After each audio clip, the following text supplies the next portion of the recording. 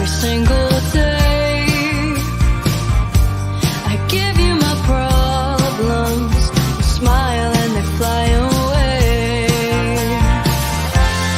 Can I convince you that you will always be the one? Time is of essence, I say with the setting sun.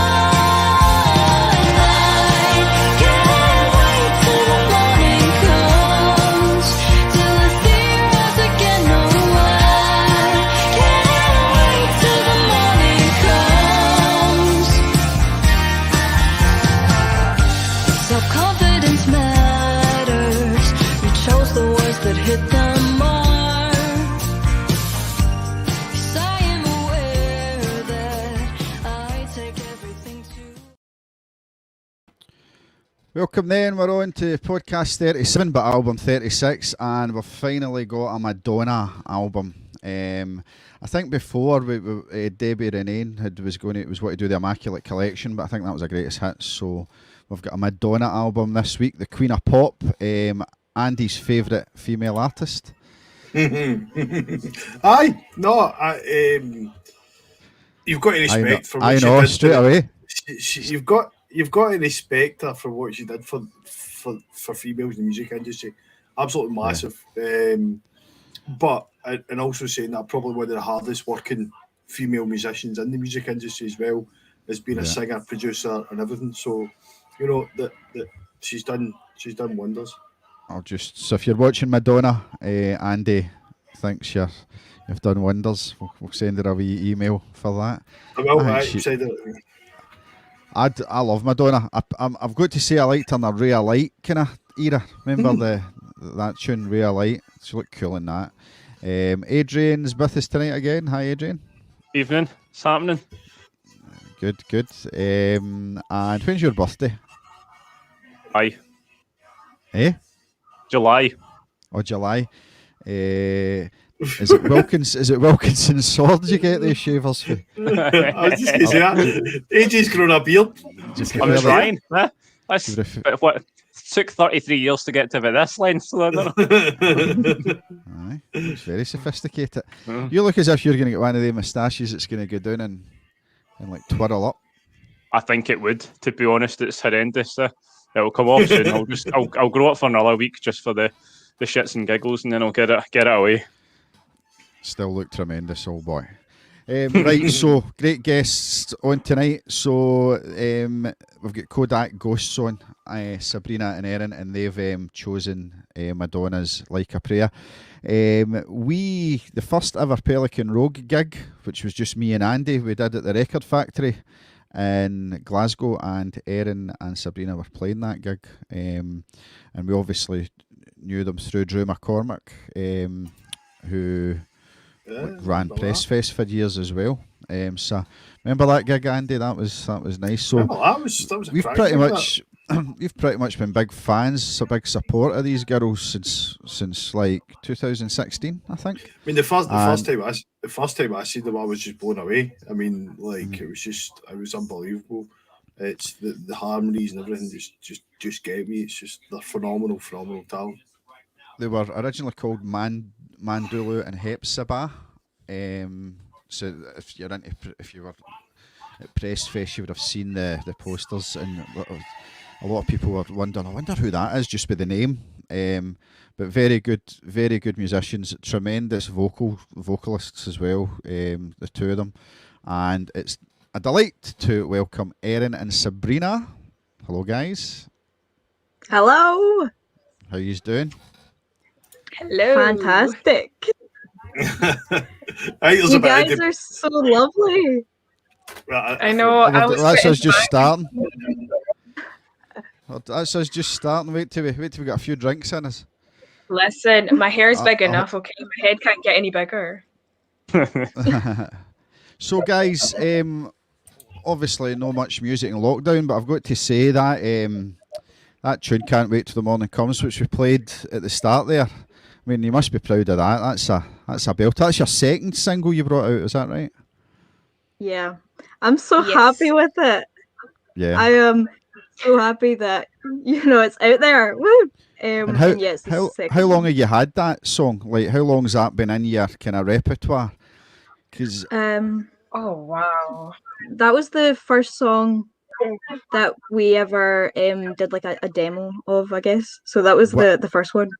with Kodak Ghosts, Yeah, yes, yeah. So you never had that like before, like no. just sticking about. And did you write it together? We work with this wonderful man called Derek Fleming, and when he saw us, he basically had Till the Morning Comes almost fully formed, Oh and then we wow, just sort of like, collaborated and helped and added all this seasoning. Um, so yeah, it's amazing because it's the first one, obviously. So it's great that it's in the world and people are yeah. enjoying it. I mean, I where did think the concept for the video come? Because I thought the video was really interesting, really well done. Oh, Erin, can I take this one? By all means. Okay. So we kind of wanted Till the Morning Comes to be a transport into positivity, into this like world where you can be anything, do anything, and feel good about yourself. And so we initially did the drawn world, like the cartoon world first. And when we looked at it, we were like, oh yeah, this is exactly what we want. But then we took a second look and we're like, it kind of feels CBBS. So we need to add like another realistic element to kind of like dilute that out. But yeah, that's where it came from, just trying to create this positive world for everyone to come join us in. it works well with the Yeah. song. Does works it? well It It with the works really song. brilliant with the song. Definitely. It really is like a bubblegum, colorful version of reality because it was sort of like vaguely based on tenement buildings, and we tried to take it away from that a wee bit, so it's not like, oh, that's a tenement building. But yeah, it's just if your life was a musical, that's how I would want it to look. Yeah. Just visually, it's brilliant, and the way the way it's been done. Who done the video for you? Was it somebody local or somebody? So we worked with people down in London. We worked with this cinematographer known as Vasilisa, and she was so good. And we also worked with someone in Glasgow who goes by George Harwood, and they were just so helpful in like articulating our vision. So it was really good to work with people who were like, "Yeah, I get you," and then actually show that they got you. You know.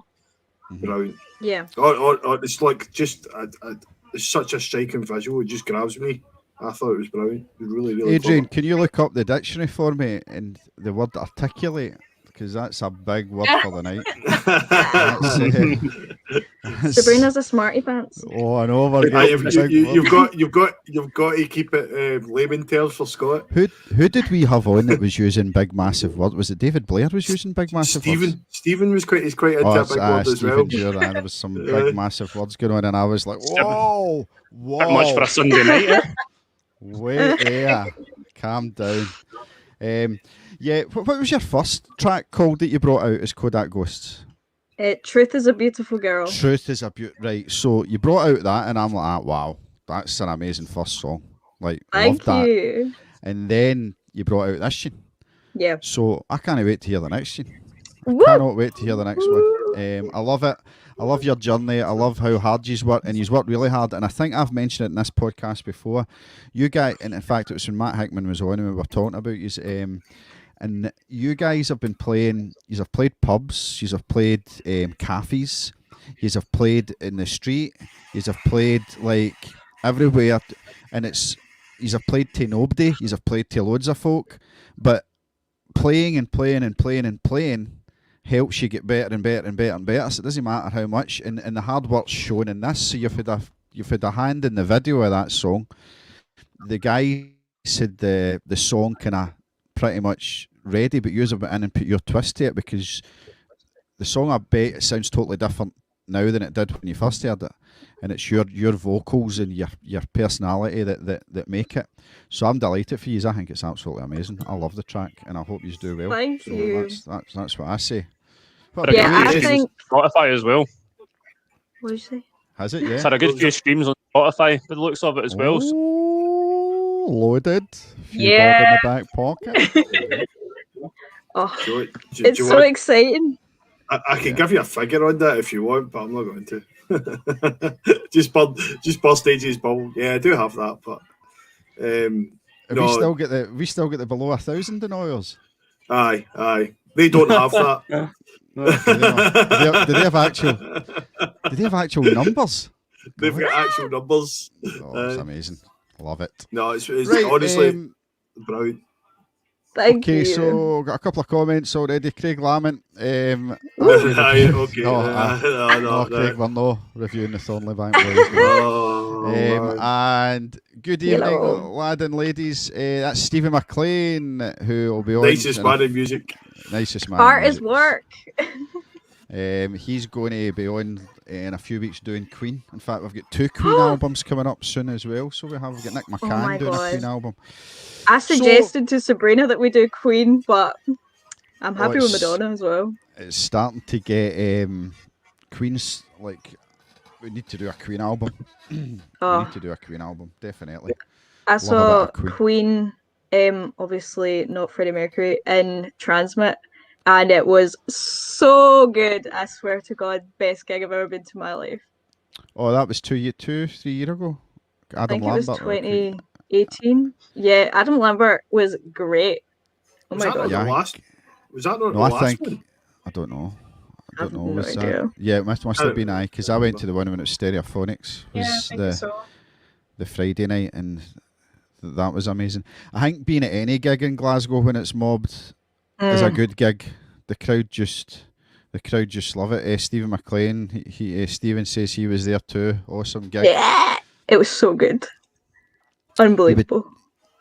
It's good to hear. It's good because like Freddie Mercury was Queen, wasn't he? But Aye. then the band is amazing. I mean, Roger Taylor, the drummer, and stuff like that. And Brian May, he's a guitar god. I think Adam Lambert was like his own way where he wasn't trying to imitate Freddie, so it was like his way, so it was good. Do you know what I mean? He wasn't like a tribute, so it fitted. It was nice, and he's got some pipes. Oh my God! Wow. He can sing, yeah. You ever heard guy that impersonates Freddie Mercury, the American guy? Is it Mark somebody? Oh God, what's his name again? I'll find it later and I'll let you know. But he sings. He done Bohemian Rhapsody on his piano. He sounds the double of Freddie Mercury. The guy's amazing. Millions of YouTube views and all that kind of stuff. But he I'll also have does to his own find it. music as well.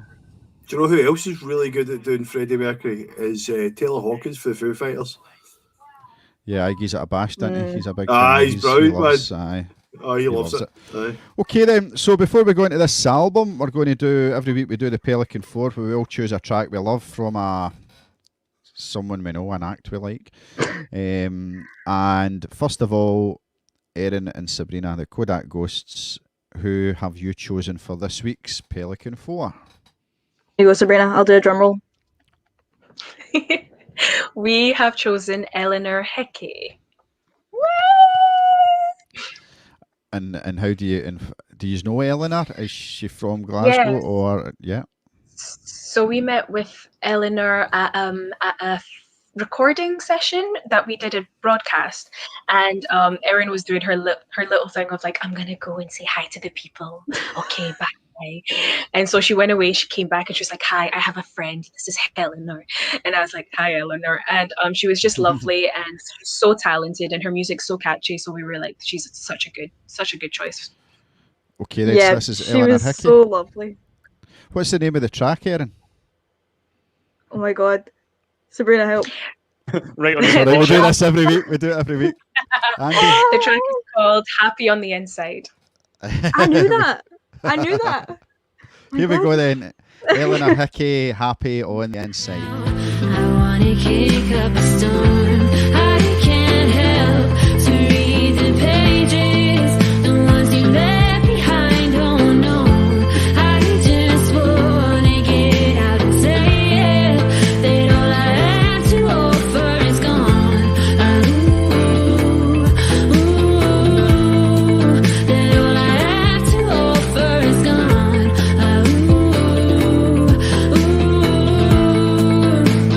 Happy on the inside.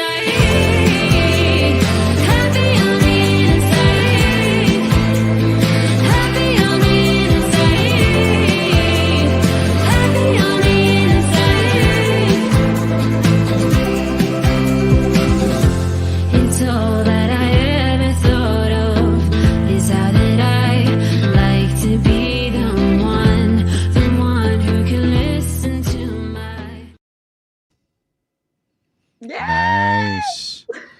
Great, I innit? take it Eleanor goes about like with the guitar and sings. Is she a kind of singer songwriter type, or is she? Well, we met her during the pandemic, so our friendship is relatively new.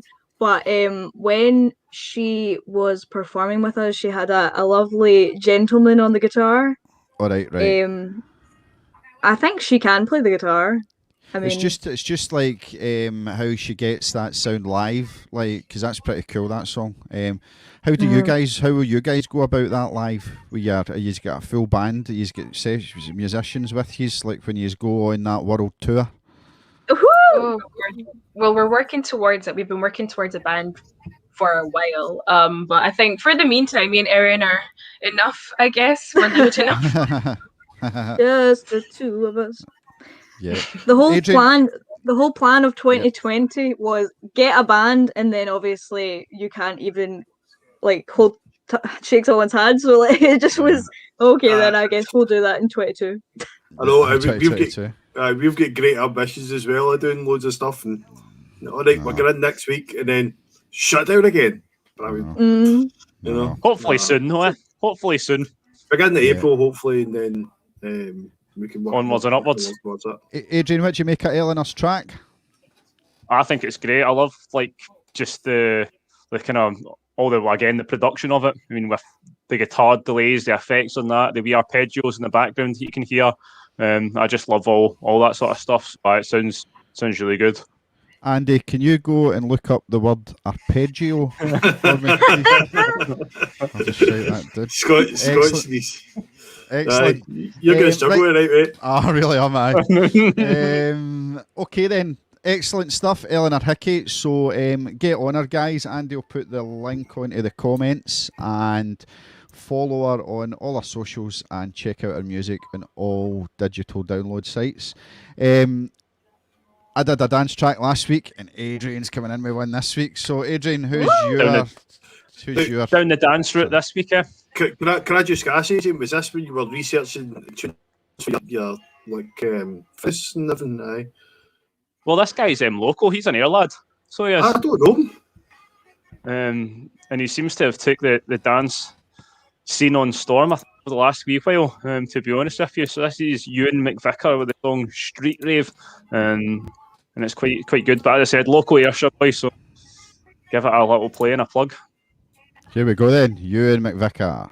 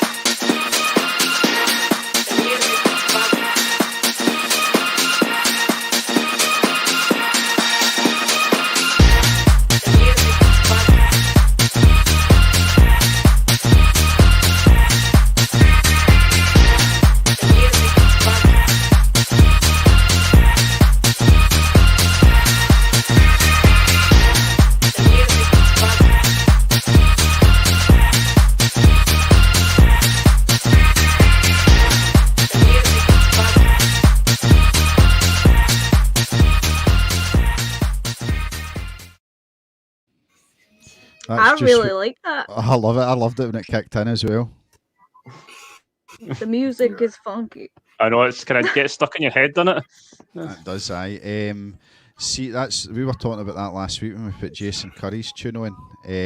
That like we've all got garage band and all that stuff, and we all go in and make a guitar track and everything, and then we end up with our wee MIDI keyboard finding, that's nice, that's good, boom, boom, what's that noise? I'll put that in. You try and make a dance track and it's terrible, but you think it's amazing, and then you hear these guys that do it all the time, and it's just like blows you out the water, and that's one of them. I've done it 100 times. You find new plugins and new sounds. I'd love to hear an Andy dance track, but you'd be all right, Eric, because you're good in the bass, so you can get a bass line to go with it. Like I'm like, you can't get much for a triangle. Just get one kind of ting. So Ewan McVicker's Some people like that. Is he from here, Adrian? Yeah. He's from here, aye. And is he a DJ? I think he's like DJ, producer. I think he's done quite a lot of different things actually, and he did. Remember last year they had that sort of lockdown day rave at the top of the pavilion. Yeah, I know. in Ayr. I knew I'd seen the name. Yeah, I seen it. Ah, Yeah, he did a Ewan full McVicker. hour slot in that. I so seen he it. did. I seen it because it was a drone that come over the top. And That's all right. That. It looked amazing. Aye. Mhm. So, guys, Erin, Sabrina, do you like that? Do you like a bit of dance?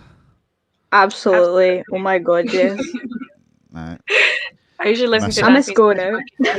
I'm back. That's exactly what I was like there. I just want to go now. Jackie, my wife Jackie, and there's a picture of wee Elise there as well.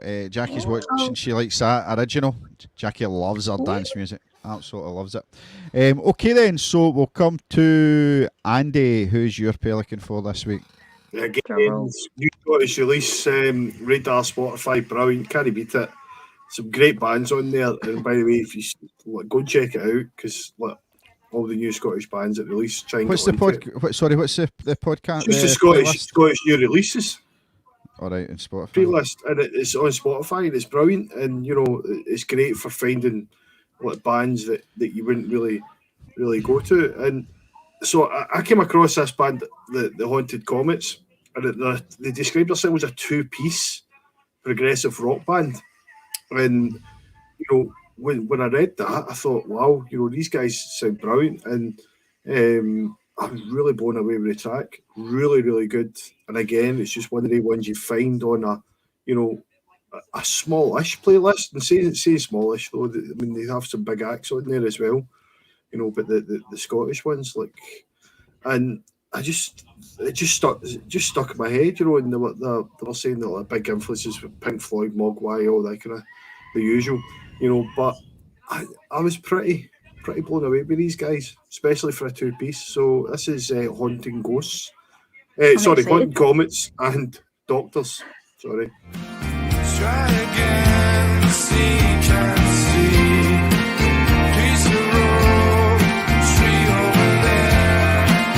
Where conditions above try to stare. Poured over God, I swear.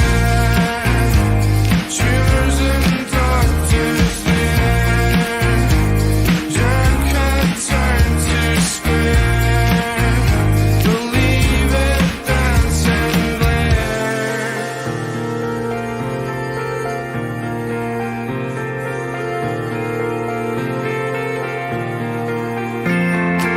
set your eyes, count the days, realize shadows in play. By the line, though we can't stay. Tons of feelings bleed away. Wow, Andy, what a find that is. That's Brilliant. I cool. love that. I'm Um, gonna go that's- follow quite, them. it's It reminds me almost, of Gary. What's the guy? Gary Lightbody from Snow Patrol. yeah, but it's also got that kind of tell that Travis quite a feel lot. as well to it, I think. Oh, I'm It's got- in America here. I'm thinking American. I was thinking that too. Who do you think, Sabrina? I'm not sure, but I'm not sure who the bands are. But and if I was to hear them, I'd know them, But American vibes. Yeah, I am kind of thinking the American type. Let me think. It's got a Soundgarden feel to it, but no rocky. See the Soundgarden, that kind of genre, like your Seattle sound. It's got that kind of drone about it. I Cool. know. Really loved that, Andy. Brilliant. Brilliant. I mean, I was blown away by it, and two-piece, and just everything about it just stuck out. I thought this is really good. It's amazing what two See, for pieces me, can do. it was giving me Muse vibes, but I don't know why. I'm not getting Muse That was from it. me. I don't know. I think it's just Well, the singer or someone in the band has I just think- commented anyway. yeah. So Sorry, Scott. I was going to pull that up there. You go. There's Alistair Ewan Duncan, who is the singer, I think, is he? one of yeah. One of the two. Thanks, guys. Absolute brilliant tune. Loved that. I've taken a note of the band as well. Talented. I'm Super going to listen to some talented. more of that, but that was a find and a half, that, Andy. That's how these Was so. playlists are brilliant. You know, you can get a wee listen to something, and then I have now created, by the way, the Pelikan 4, Pelikan Podcast 4 playlist. you're a dancer, because I was going to do that, and I haven't had time to do it, and you're just amazing. You've done that. Eh? Aye, so I done So it that's today. That's every Pelican fortune we've had on a Just about. playlist. I think I've got a couple more to add, and then they'll be. Oh they'll be yes, in there. Andy, So, earning your money this week, sir. So Aye. Stephen McLean, good shout. It reminds him of Semisonic. Secret Smile. Remember I was that? just gonna tune? say What that. a tune that is. That was my birthday song. It was number one or something. I was playing the day I was born. I don't know. That's what my What mum Secret said. Smile? Mine's was Yeah. by the rivers. Mine's was by the rivers of Babylon. What does that say about you? I don't know. I do not know. Do any of you know your number one in your birthday? No. I can't remember mine. Well, I remember I looked up, but No way you Nah. don't know your birthday number one. Come No, I Mine's on. don't. was nearly Greece. I need to Oh. look up. I don't know. There you go. The yeah. singer indeed spotted, ladies and gentlemen. There you go. Oh, yeah. Jim Reed, he's back this week. He was on last week doing the Doors. Jim from the Remains. So hi, Jim. How you getting on? Hello. That was a great podcast last week. It Really was. It enjoyed was that. good. Aye. So then, great stuff. That was Andy's Pelican 4. Mine's, see, sometimes you just have I love Sucio Pero. I love the band Sucio Pero.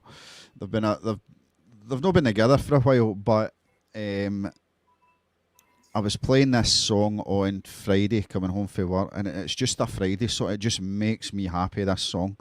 We cover it as a band. I love doing it because I don't need to play anything on it. It's quite a technical song to play, so that everybody else hates it because it's so difficult to play, but I love it. I love JP Reid, the singer, and this song just makes me happy, and it is Sucio Pero, and it's called Reflexes for the Dead. Here we go. Go off your hand, I fell right to the bottom. You carried on as if nothing had changed. I didn't mean to hold you back, but I was under attack. You carried on as if nothing had changed. I see you gained a little treasure from losing me. You have the heart of someone without the ties.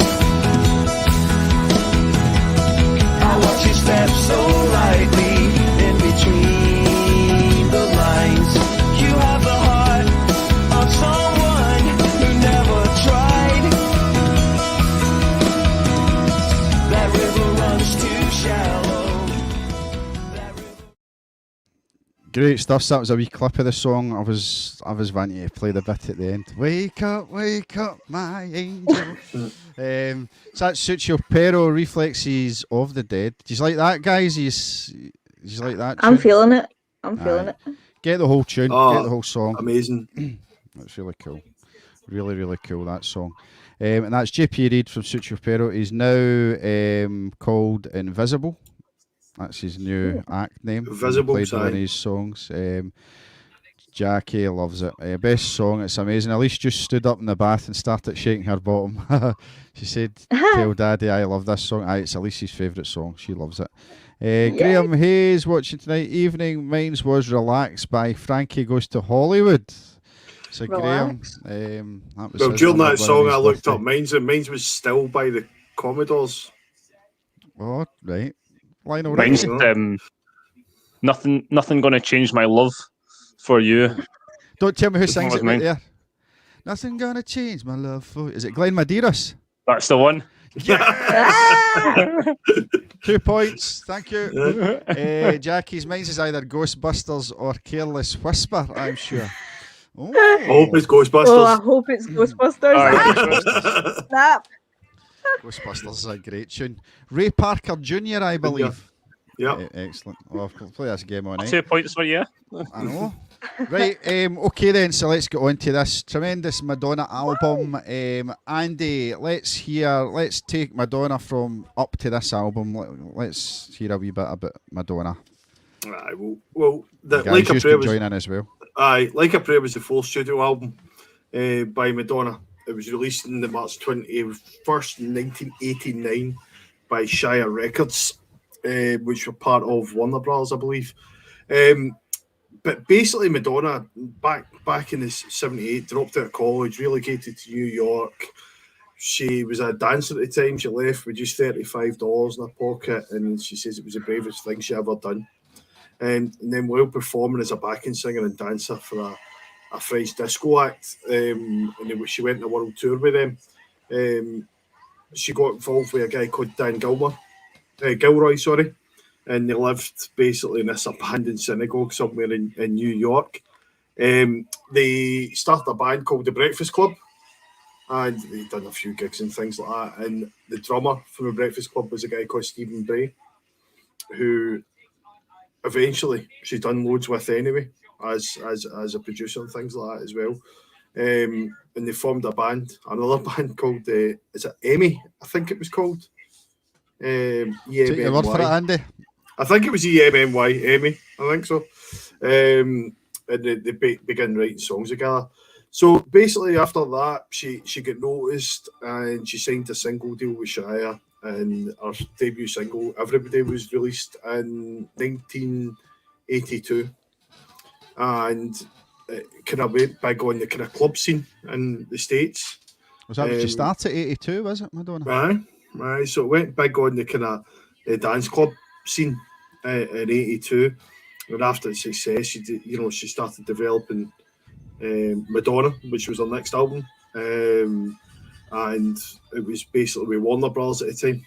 So she started doing all that. And she started using like loads of different production techniques and things like that they weren't seen. But she was never happy with that album, so it never got released from that. And so she she asked her boyfriend at the time, which was John Benitez, and asked him to finish producing the album for her. And basically remixed all the tracks, including Holiday, and they used kind of Moogs. It was the first time that Moog bass and kind of synthesizers and all that was all used on these kind of tracks. That was her first album, Madonna. Aye, yeah. Lynn drum machines, Moog basses. So it wasn't like a big band thing. They were using synthesized tracks for this. And, it did really well. Number 8, the Billboard 200, top 10s, and loads. But then, kept on going. And then, came to, let me think. Because that first album had hits like Lucky, Borderline, Holiday was in, but she never wrote Holiday, which was weird as well. Who wrote that? It was a guy called. Wait till I think. I had it in my head. Who wrote Holiday? Holiday was Curtis Hudson and Lisa Stevens. So they wrote Holiday. So they did. So that was that album. I mean, she began to grow and she started on on Like a Virgin in November 84, and it became the first number one she had in Germany, Italy, Netherlands, New Zealand, Spain, UK, US, you name it. And basically, she was one she never wrote that either.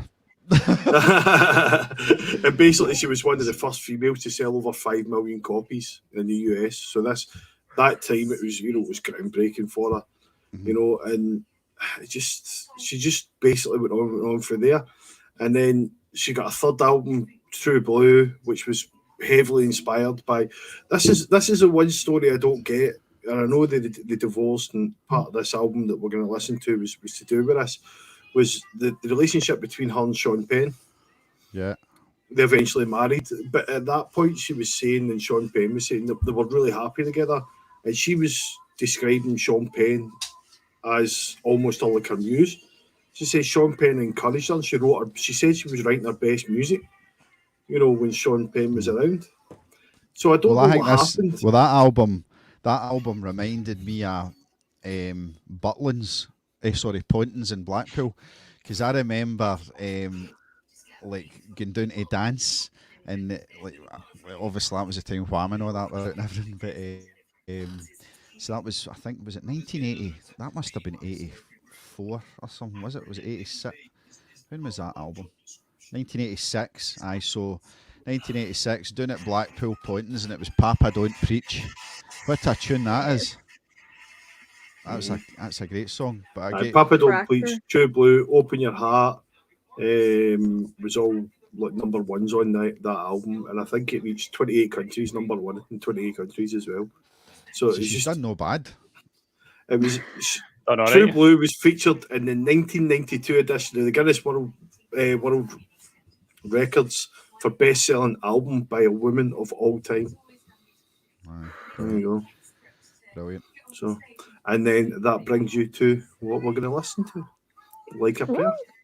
Yeah, Like a there was prayer, baby. there was a wee album in between then, which was from the movie that she was in. So she did a movie Oh, that's right, aye. called Who's That Girl?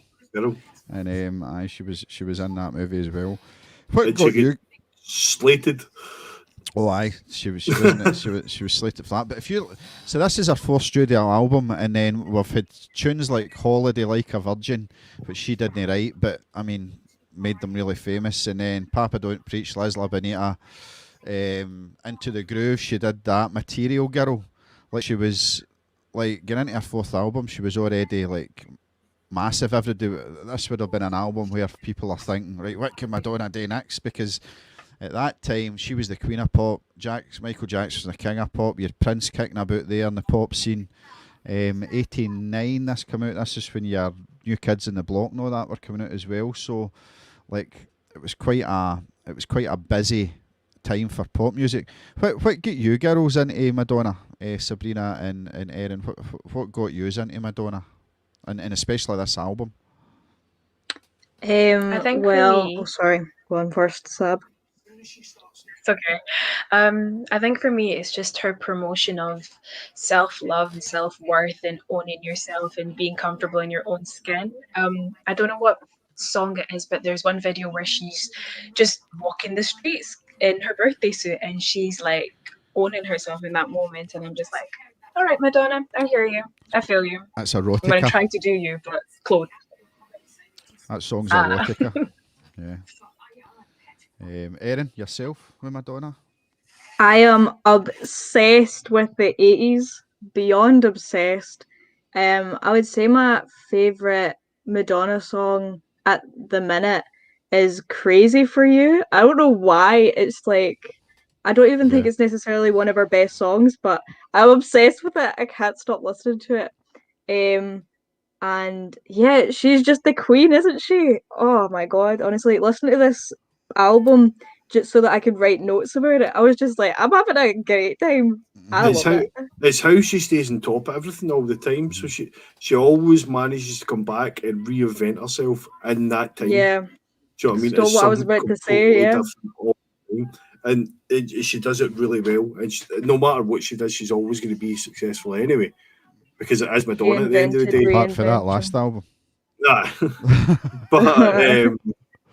but you know what I mean. She comes back and she reinvents herself. Every single time to what's current at the time, and she does it so well. What's your favourite Madonna track of all time, Adrian? Oh, I don't know. I like that one she did in the Ali G movie, to be honest with you. What was that Stranger? called? Beautiful Stranger. What it was? That's I quite like that one. But I mean, Madonna's, there's a few good, like, great tracks over the years that you kind of, for me, I almost forget, oh, aye, that's Madonna, and then you think, oh, aye, that's a great track, and then you hear like another one, you think, oh, that's a great track as well. But it's just things that sit in the back burner almost, or for me anyway. Andy was talking about reinventing herself. It's when, remember, she came out with Frozen, where she was like, Madonna used to be like blonde and kind of like the earrings and everything. She came out with the song Frozen, and she had her hair all dark, coming out the icy lake. It was a great song, and then you think, wow, Madonna's changed. And then our next tune was Ray of Light, and it was like, wow, bang, what a tune that was. That's my favourite Madonna tune, Ray of Light. And- Sabrina, Aye, what's yours? Sorry, I Sabrina, think I'm what's lagging your- a little bit because my connection's bad. Oh, it's all right. It's all right. We'll I wait. think my favorite is Vogue.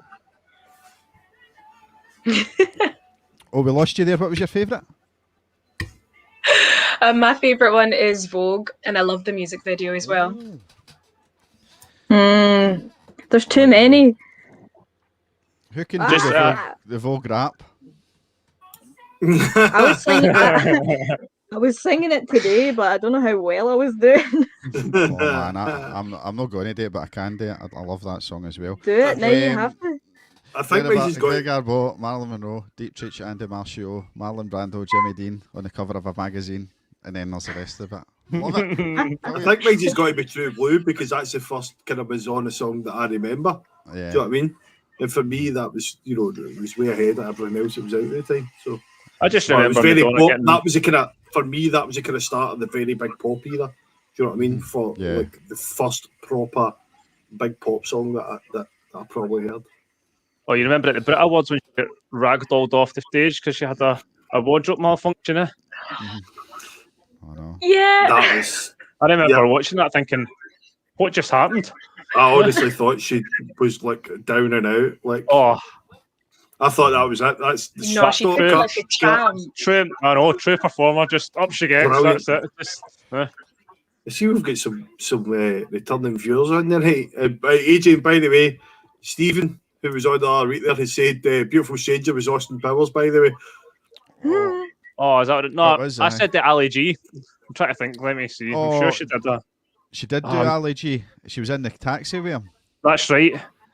Oh, what was that song called? I don't know. Think about it anyway. I'll get Madonna back to you. described the album as a collection of songs about my mother, my father, and bonds with my family. The album is actually dedicated to Madonna's mother, who unfortunately died when she was young.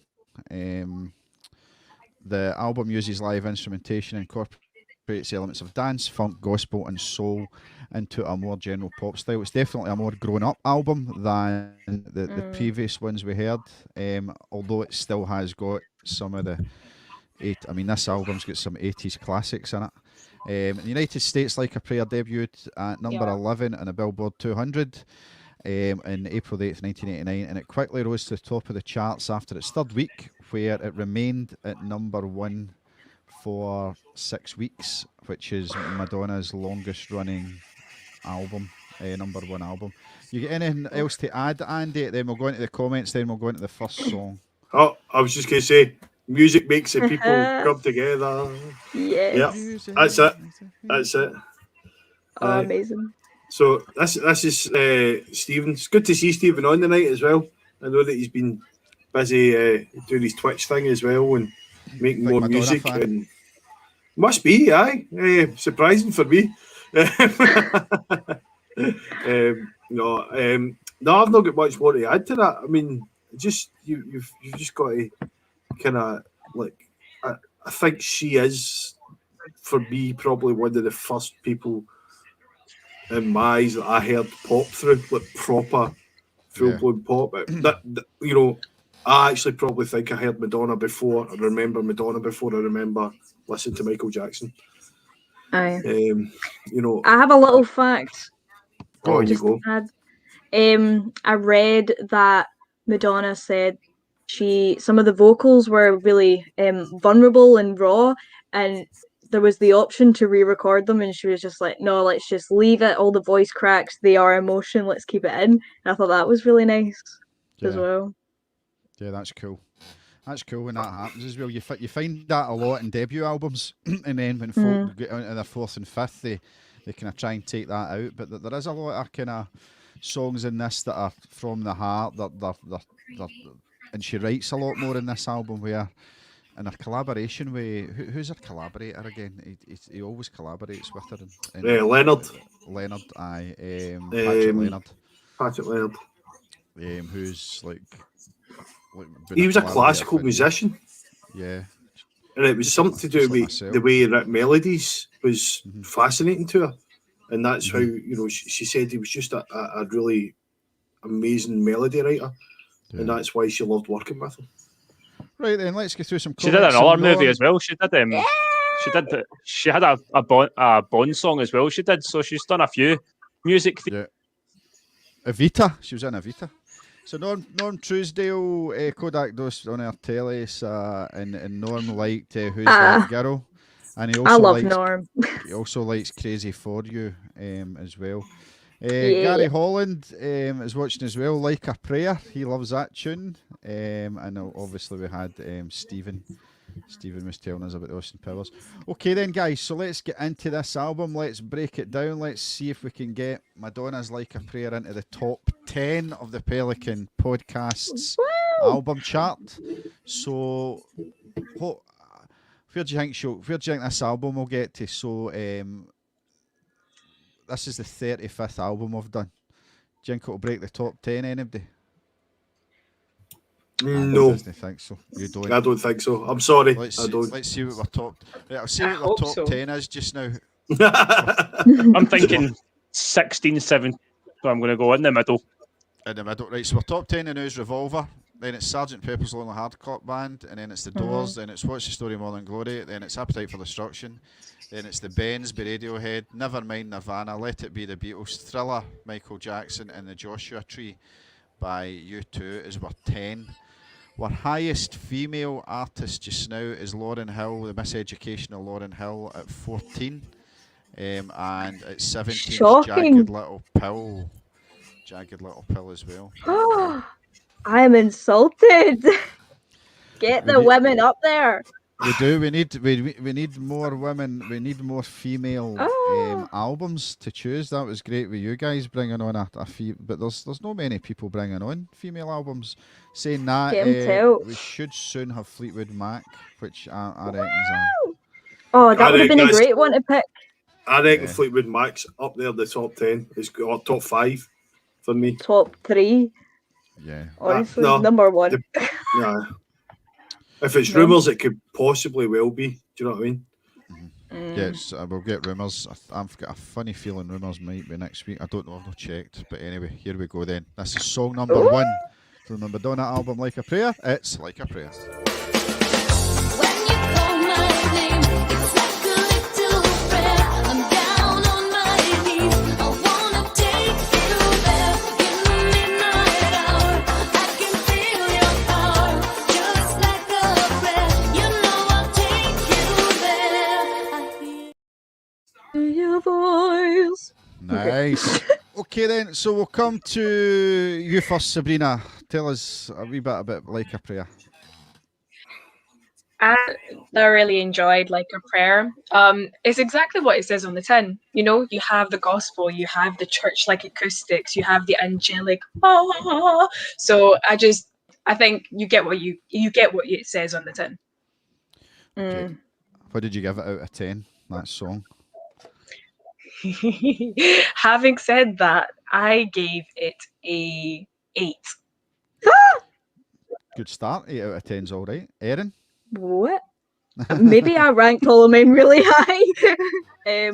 No, even that surprises me, by the way. So I'm like, Same. Here are my notes that I made, and my note for this song is I could literally only listen to this song for the rest of my life and have a great time. That's, Oh do my you want to know God. something? Do you want to know something? That is probably one of the best descriptions for one of the songs I've had ever.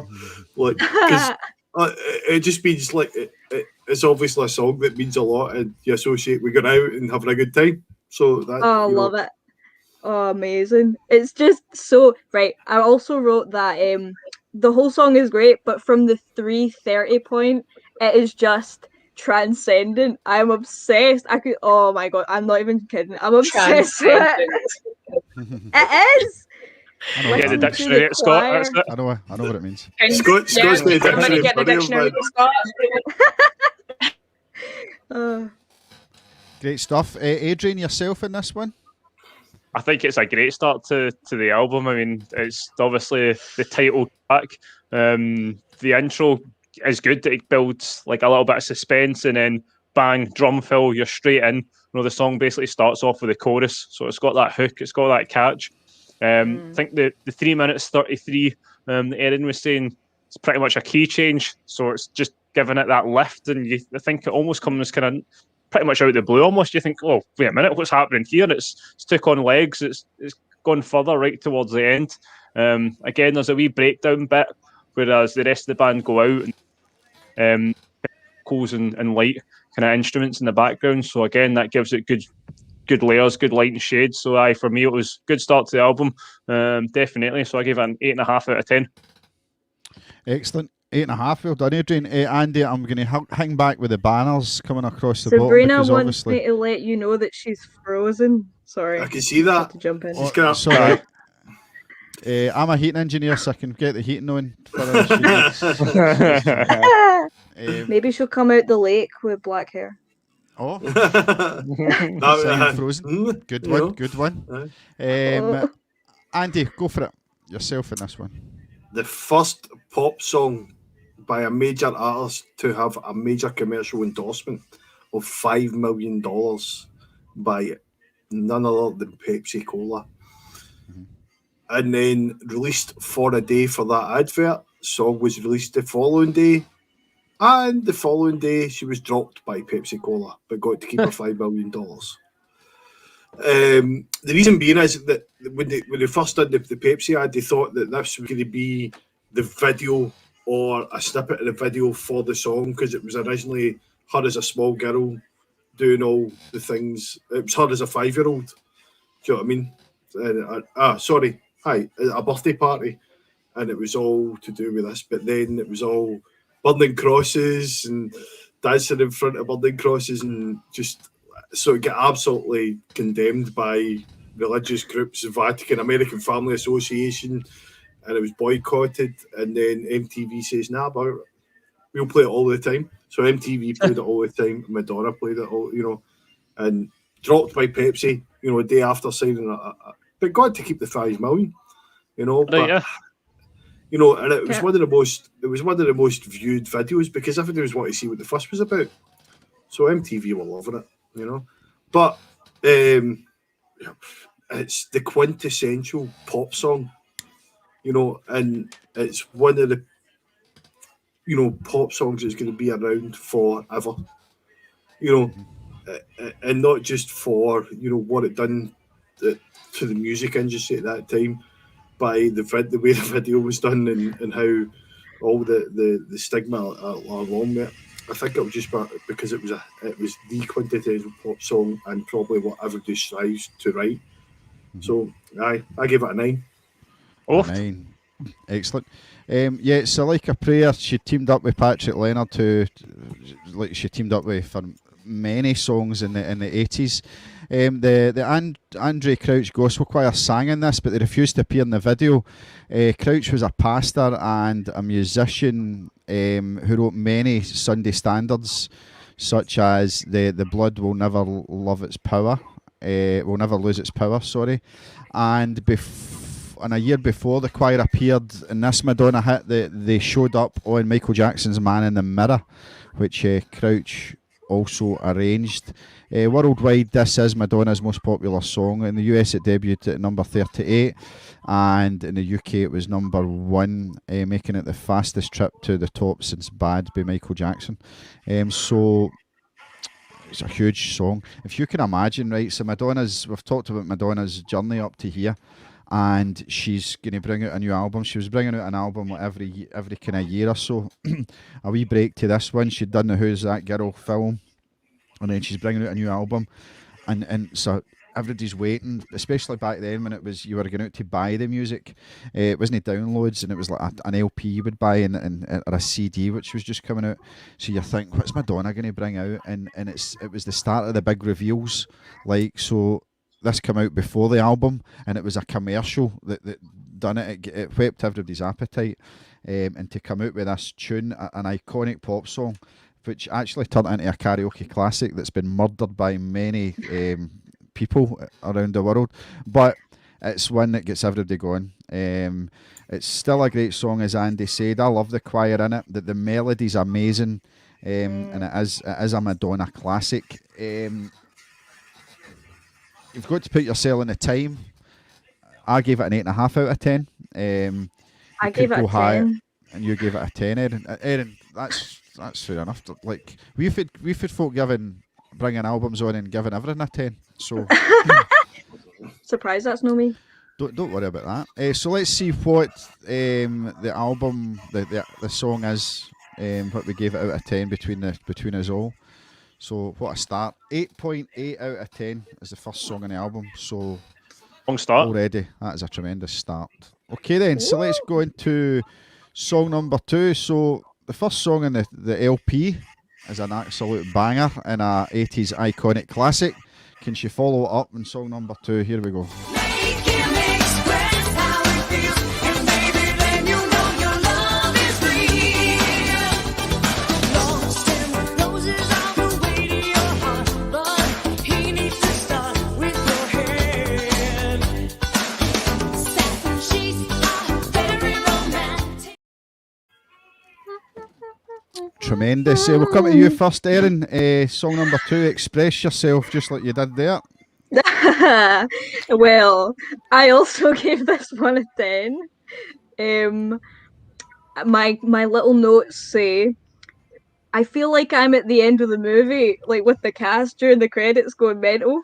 And I can just imagine the bass player on stage during this performance. Like, I love a bass player because they just do this and it's just hilarious. But I can just imagine a bass player going absolutely mental and it'd be great. That's all you need to do. That's calling what Andy does. And see the little male voice like that does the wee echo.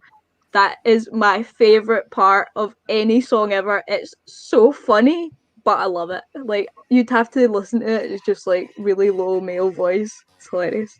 Love it. Excellent. And you gave that a 10. Yeah. 10 out of 10. Sabrina, over to you. I also gave this song a 10. Woo! My notes say feel good, uplifting, self-love, good vibes. And this is the kind of song that I would listen to I'd listen to it and have a pep in my walk, because it's just so good and you can't help but feel good in expressing yourself, you know.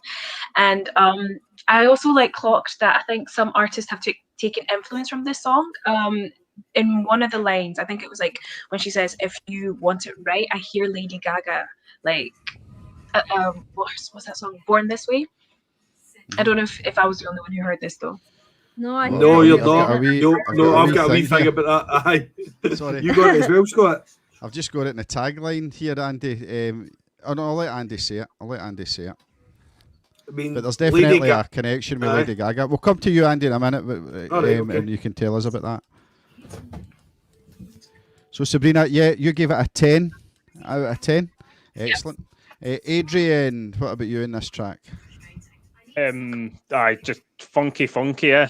That bass line, the brass sections throughout, it's just that hook. It grabs you, and you think, yes, this is just a song you kind of want to move to. Or if you were walking down the street, you'd kind of have a little bit more of a bob like a bass player then from there. But no, it's again second track on the album. It's another absolute banger from there. So good. The harmonies throughout the song, I think, are brilliant. I mean, they really lifts the song. Well, without them, it would be so much plainer. Like Erin was saying about, the kind of the bass kind of male vocal voice that kicks in there. But then again, you've got the higher harmonies throughout that. Overall, I think there's a good drive. The speed of the song suits it, down to a T. It's not too fast. It's too slow. It just seems just right for it. So I gave it another 8.5 out of 10 because I thought it was kind of on par with the first one. Excellent. Andy? It's funny you speak about the bass lines and things like that, because Stephen's brought up one that I forgot about. I'll just bring up this comment. What I started on the chat, absolutely killer bass line. Touring bass Guy Pratt, touring bass player for Pink Floyd. Brilliant. And not just that, the other bass player on it was also Randy Jackson, which explains Hunters. So Randy Jackson was also, on this album. And that's possibly where the other male vocal could have came from as well. Because to me, Randy Jackson, very underrated bass player, is probably one of the best up there. He's phenomenal. What a bass player that guy is. But Lady Gaga, okay, Lady Gaga was accused of ripping off this song in 2011 with Born This Way. Oh, And Gaga claimed that she had Oh. received an email from Madonna in which the Queen of Pop gave her support for the song. So there you go. And that was I prefer Born This Way. I love that tune. Born Oh. This Way. It was a Lady, great Lady tune. Gaga is the kind of modern day Madonna, though, isn't she? I'd say. oh, Do you I agree love with her. that? I would, aye. I No, would, definitely. aye. Yeah. Definitely. I like Lady Gaga. Anyway, sorry, Andy. No. I mean, basically, this track was a top 5 hit most the world basically, and it's I think it was number 2 in the US. I don't know if it actually done as well over here. I think it was number 5 in the UK. But it was all about female empowerment. And basically how just don't settle for anything second best. Just go ahead, be yourself. Great. Again, another uplifting, pop song Mhm. that's going to be about for a long time. Yeah. And it's going to be played, on dance floors and things like that. It'll get people going. Everybody play knows it. it. I play it Exactly. when I'm DJing. Right, so the Madonna tunes I play when I'm DJing is, let me think. I don't play like a Virgin on Holiday. I'm not doing that. But I've played Express Yourself. I play Material Girl. That's a good tune aye. for. And Hung Up. Oh my god. That's a tune. That's a tune to play. So I play that quite a lot. So the song was Andy. Sorry, what was your score in that? Aye, so I gave it an 8. An 8 out of 10. Yeah. Excellent. That's high scores for this one. So the song was written and produced by Stephen Bray and Madonna. Bray originally met Madonna during her pre-stardom when she attended the University of Michigan. That's some university to go to. University of Michigan has one of the highest capacity stadiums in the world for their football What team. was she studying? Dance. Bricklaying. It was I mean, dance. you never know.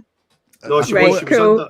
She was under. She was studying dance at the time, because then they started the band together. Her and Stephen Bray. Yeah. That was Right. one of the first bands she started, and he was a drummer.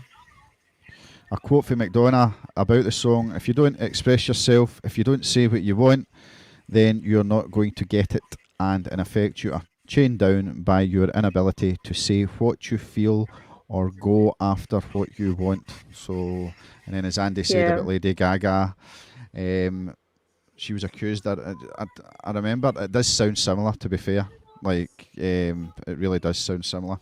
But this is for me. I wrote down it's a girl power classic pre-Spice Girls. I don't like the Stock Aitken and Waterman style intro. So Stock Aitken and Waterman were a triplet of UK producers who produced music for Kylie Minogue at the start, Jason Donovan, Big Fun, all these kind of novelty acts, and they Zig all and had the Zag. same. They all had the same sound. and this song's got that cheesy intro, but Madonna brings her own style to it. So it's got that cheesy intro, and then she comes in with the Madonna vocals. The lyrics are tremendous, and then she gets a great melody out of it as well. So she can conjure up a cracking melody, and it's another 80s staple. So that's 2 out of 2 songs in this album are iconic 80s tracks. So I gave it And I love the 80s. yeah, you do. And I think Like a Prayer's better. So I gave it an 8. I would agree. Just slightly. Jackie, she's saying she wants to bring the Spice Girls on. The actual I'll get Spice Mel B Girls up here. or just the album? Imagine the Spice Girls come on. I'd Oh my love the God, that'd Spice be Girls to mental. come on. Let's see what we scored that. So Express Yourself, 8.9. Higher. 9 out of 10. So we scored that higher. So Like a Prayer's 8.8 and 8.9 for Express Yourself. Okay. So close. I believe Sabrina, she gave it lower. It's going to change now, though, in this third track. Well, Damn it, Sab. the third track's called Love Song. Let's see. Adrian says it's going to change now with this. Mm. Alright, let's see. Okay then, let's see what Love Song's like then. Everybody's kind of, alright, okay, here we go. Do I have to? Say what you mean what you say. Don't go and throw our love away. God strike me dead if I did you wrong. This is not a love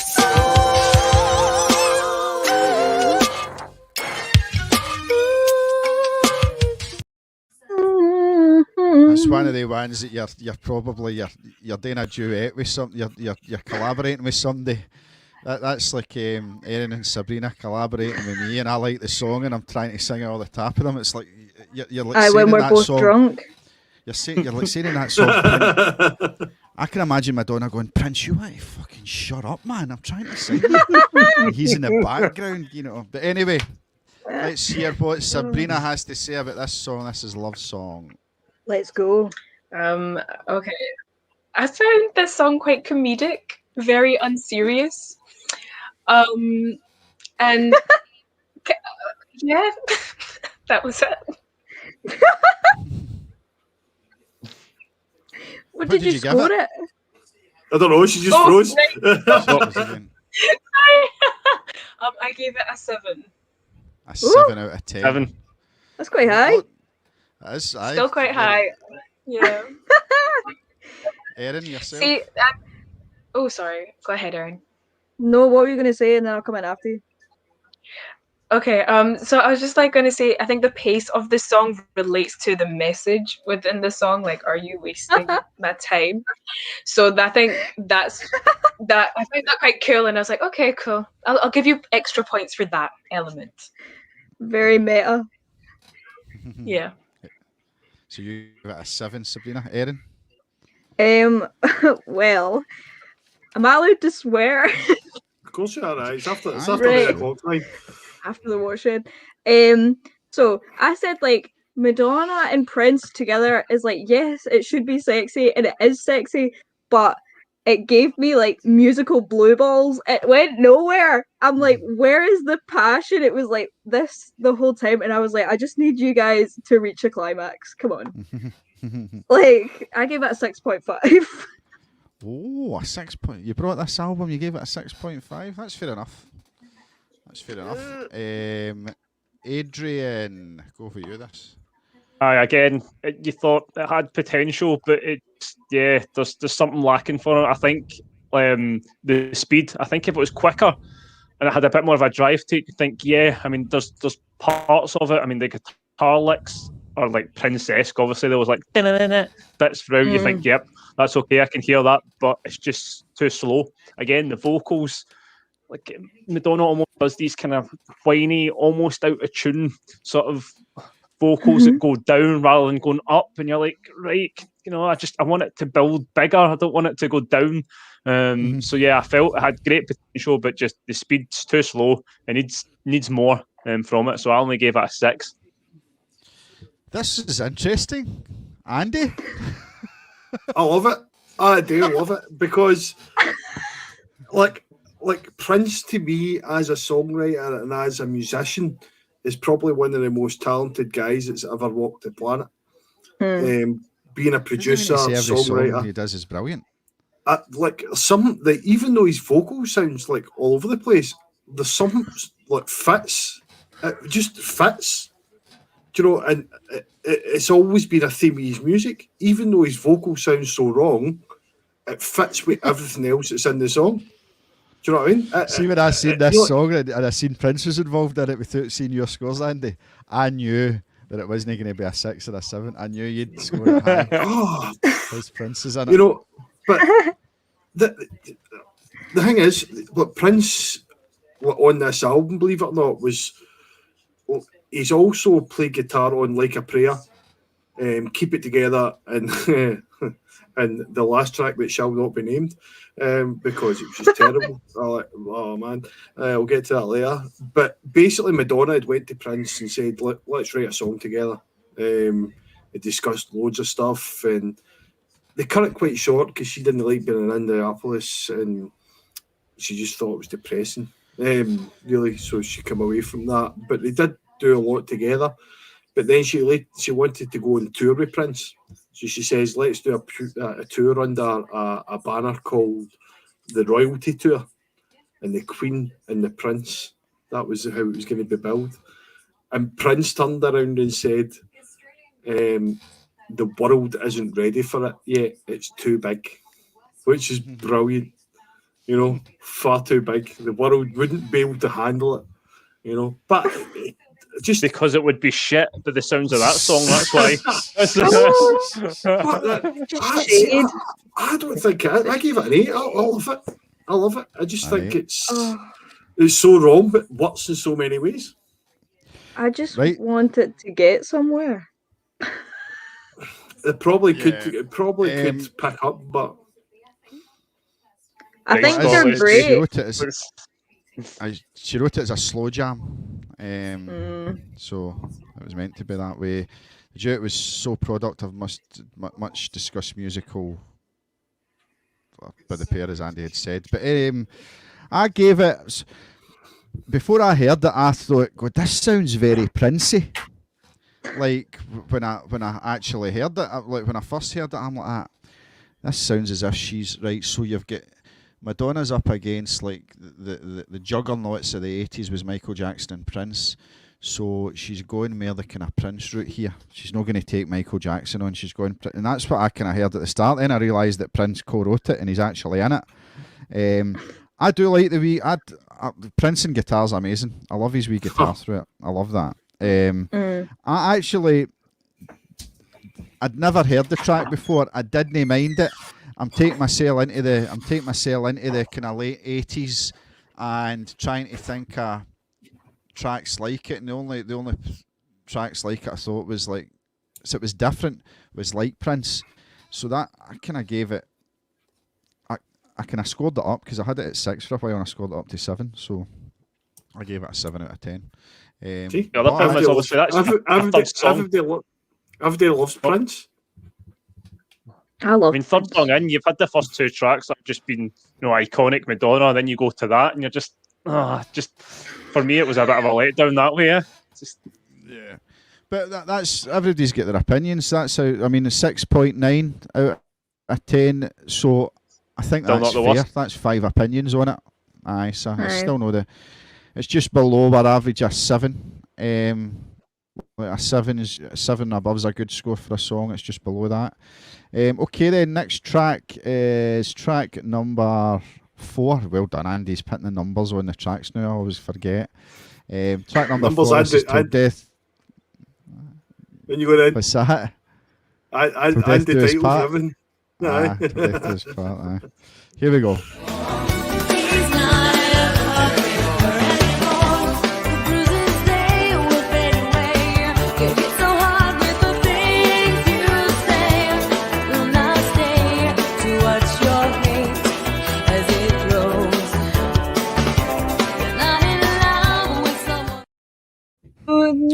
Anymore.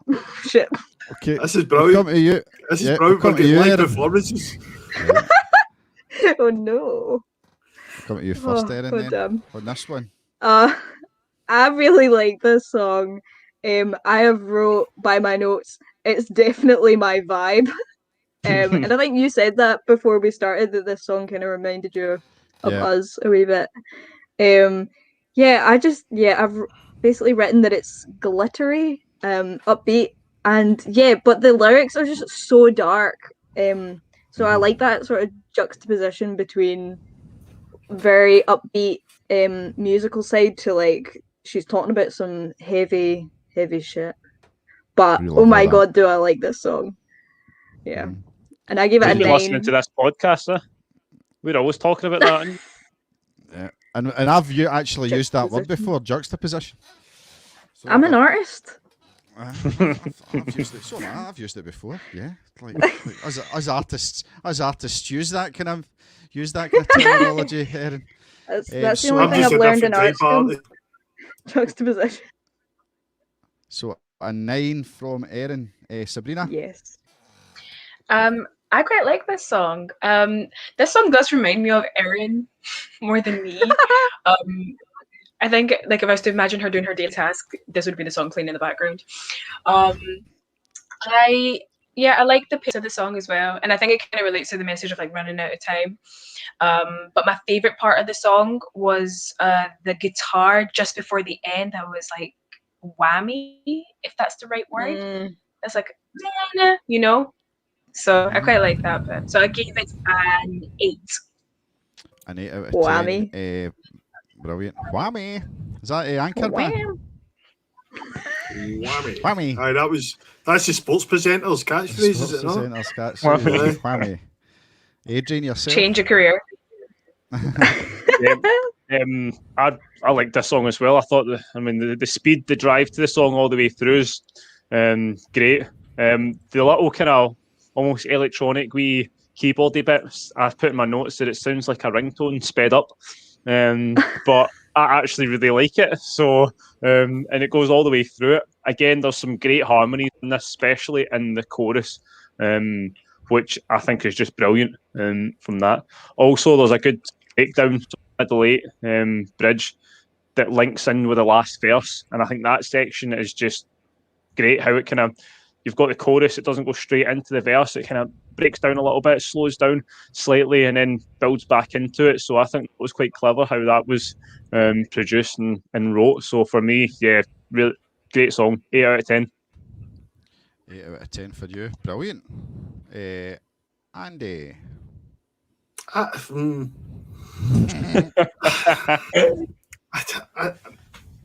you know, it is a sad story through a happy beat, as was said, because it was all about the breakup with Sean Penn, the breakup of her marriage falling apart, and you know, going through a divorce and things like that, and it led to prison.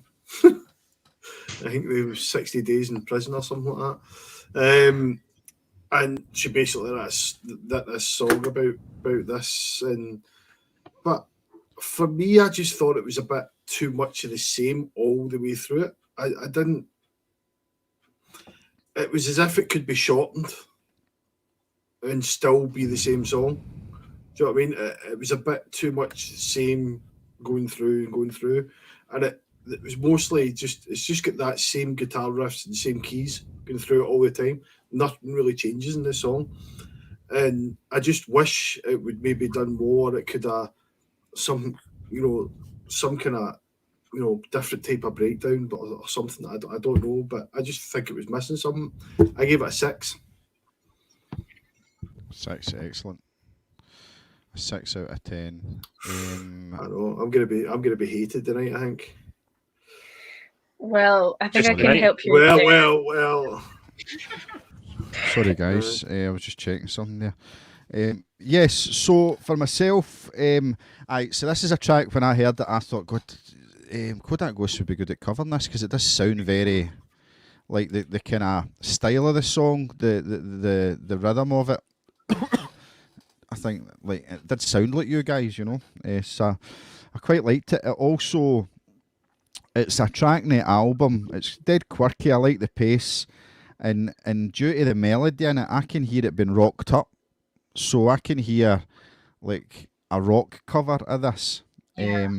And there's a Noel Gallagher song that I couldn't get out of my head when I heard it. It's Noel Gallagher did a song called "You Know You Can't Go Back," and it's very similar. It's a very similar vibe to this, so it made me like it. Not as much as like the kind of iconic tunes in the album, and there's bits in it I didn't kind of get. I think it goes on a bit as well, but it's just a basic, a right good album track, and I gave it a 7 out of 10. So let's see what if you guys did it. I would have gave it a 10, but it's a 7 out of 10. Let's see what our score is for that. Today's part is 7.6. That's still all right. 7.6. It's a 7.6 out. We've lost an Erin. Yeah, that's still good. She's coming back. Okay then, her computer. Erin's jumped off. Yeah. She's gonna come back. Yeah, Her we'll get her computer's back just soon. crashing on her. and Sabrina's froze as well. No, Sabrina's still Sorry, I'm here. Okay, Oh, then. So everyone's the next internet's track, gone haywire. there. I think it must be my internet because I've got Scott's froze. Scott froze there. Andy freezing now and Adrian freezing. No, Oh, everything's dear. all right. Right, okay. Yeah. Right, everyone's Andy, just if you happening. can hear me, you take over onto the next track. Promise to try it. I'll go out and come back in. No problem. No problem. Give me 2 seconds just to get Erin back in first. There she Oh. is. We thought we'd lost. I thought it was something I said, Erin. No, I don't even know what happened. My computer I'm No, gonna- it's okay. must not like well. it. Aye, so we're going to just move on to the next track. Scott's just having issues as well, I think. Ah. So we're going to move on to the next track, which Okay, doke. is Promise to Try. Try. Never look behind. Life isn't fair. That's what you said. So I try not to care. Little girl, don't run away. So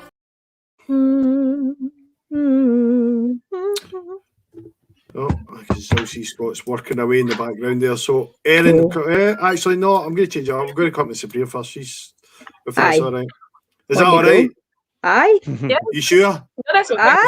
It's not like an anti Yes. debt thing. You need to go to one first before you go to the other. No. No. No. On you go, Sabrina. Go. Be free. Okay. I love this song. What did I write in my notes? Because I've tried to think off the top of my head. I'll get emotional. I had written heartwarming, caught in my feelings, made me think of my mum. I loved the simplicity of the song with just the piano and the strings, and yeah, it seemed very raw, very emotional, and I was like, okay, I love you. No, definitely. What did you give that one then, Sabrina? I gave that one a 10. There we go, brilliant. Erin, come to you. I have basically written the exact same thing as Sabrina. That I just like the really simple string and piano accompaniment to Madonna's just solo voice, and I think this is maybe the most obvious one where you can hear like the vulnerability, and it's really nice. And even without knowing what the song's about, I feel like you pick up that it is her speaking to her younger self. So yeah, I also feel caught up in my emotions. It's just very pure, I would say. It's like very vulnerable, very real, very raw, very good, and it's worth a 9 from me. Nice. No, that's brilliant.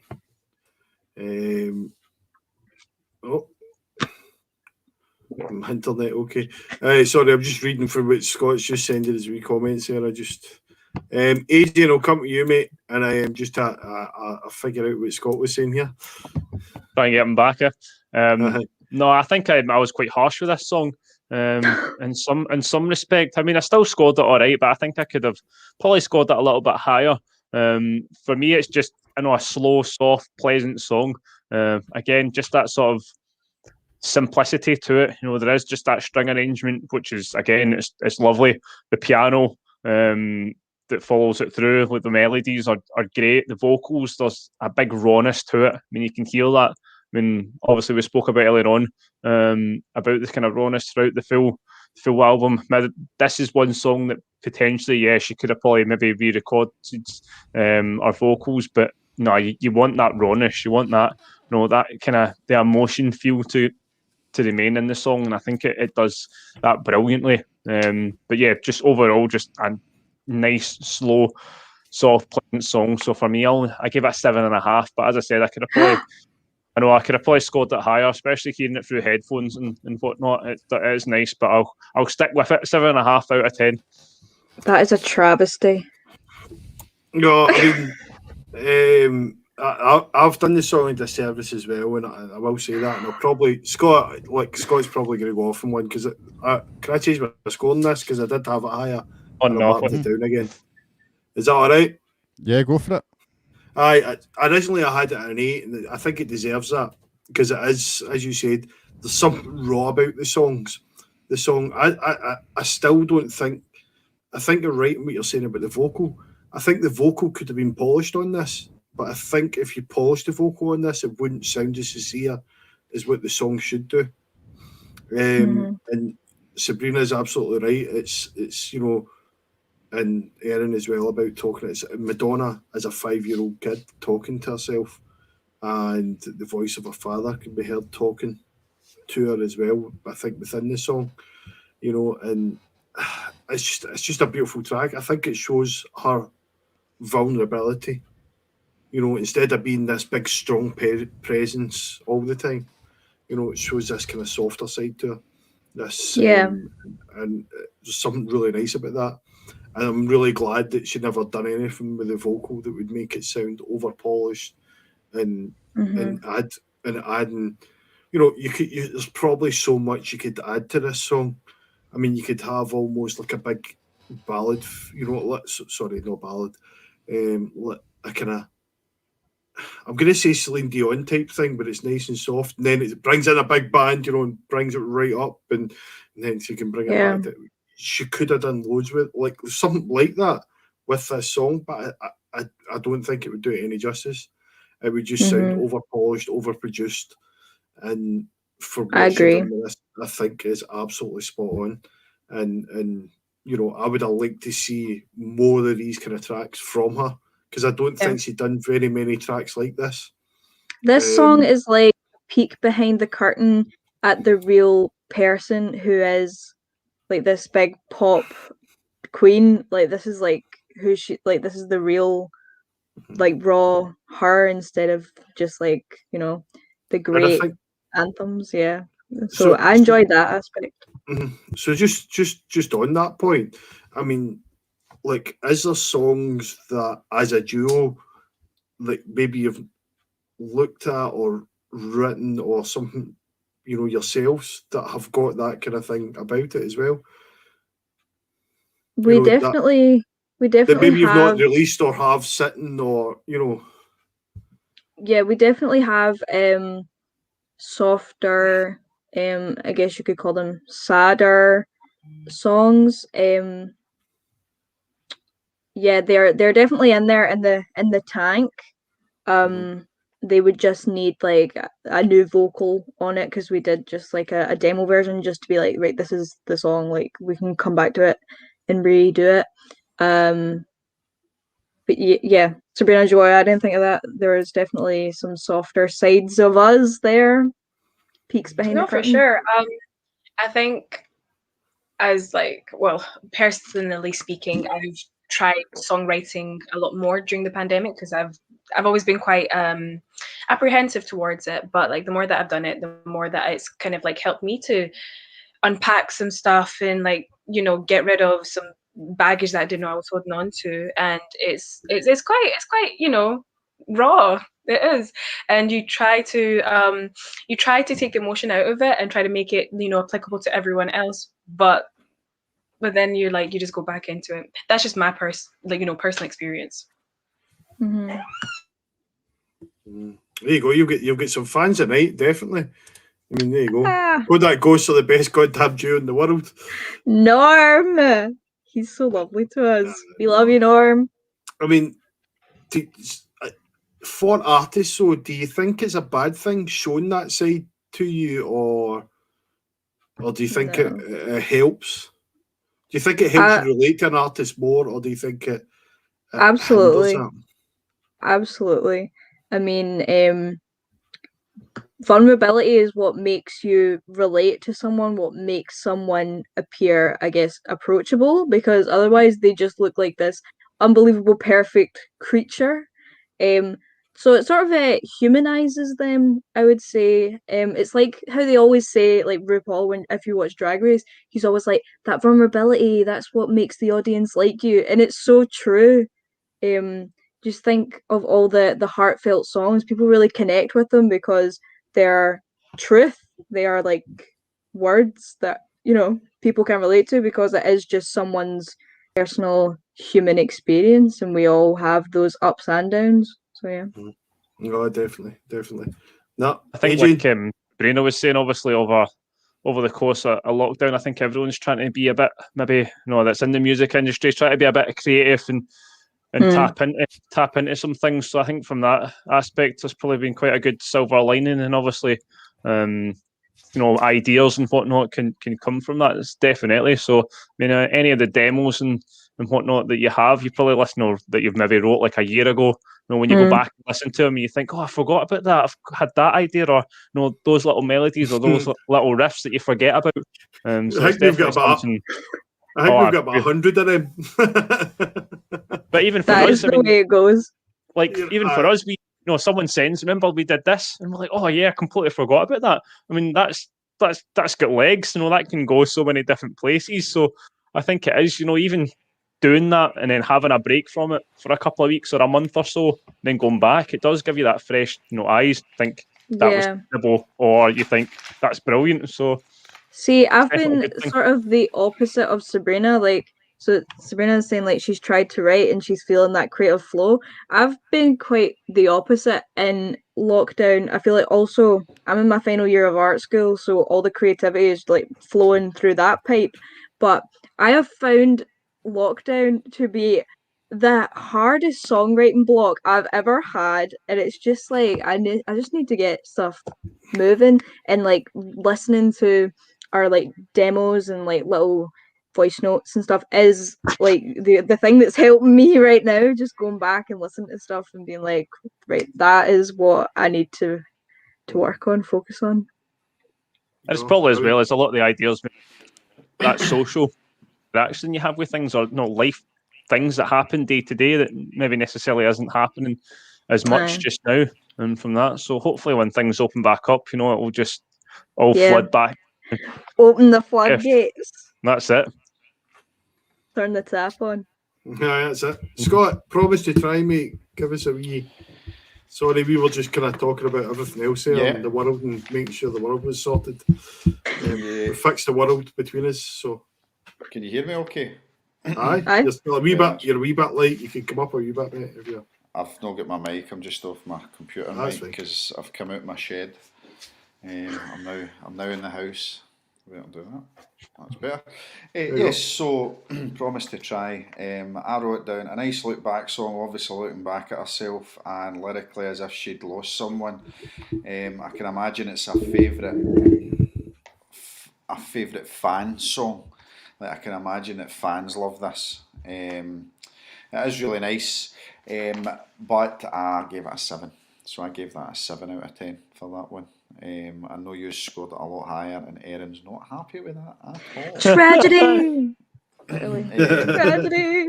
So promise to try though. Still 8.2. So we're doing all right with the score. tracks there. Not too shabby. That's the third 8. Like a Prayer, Express Yourself, and Promise to Try. So we're going on to the next track then, which is Cherish.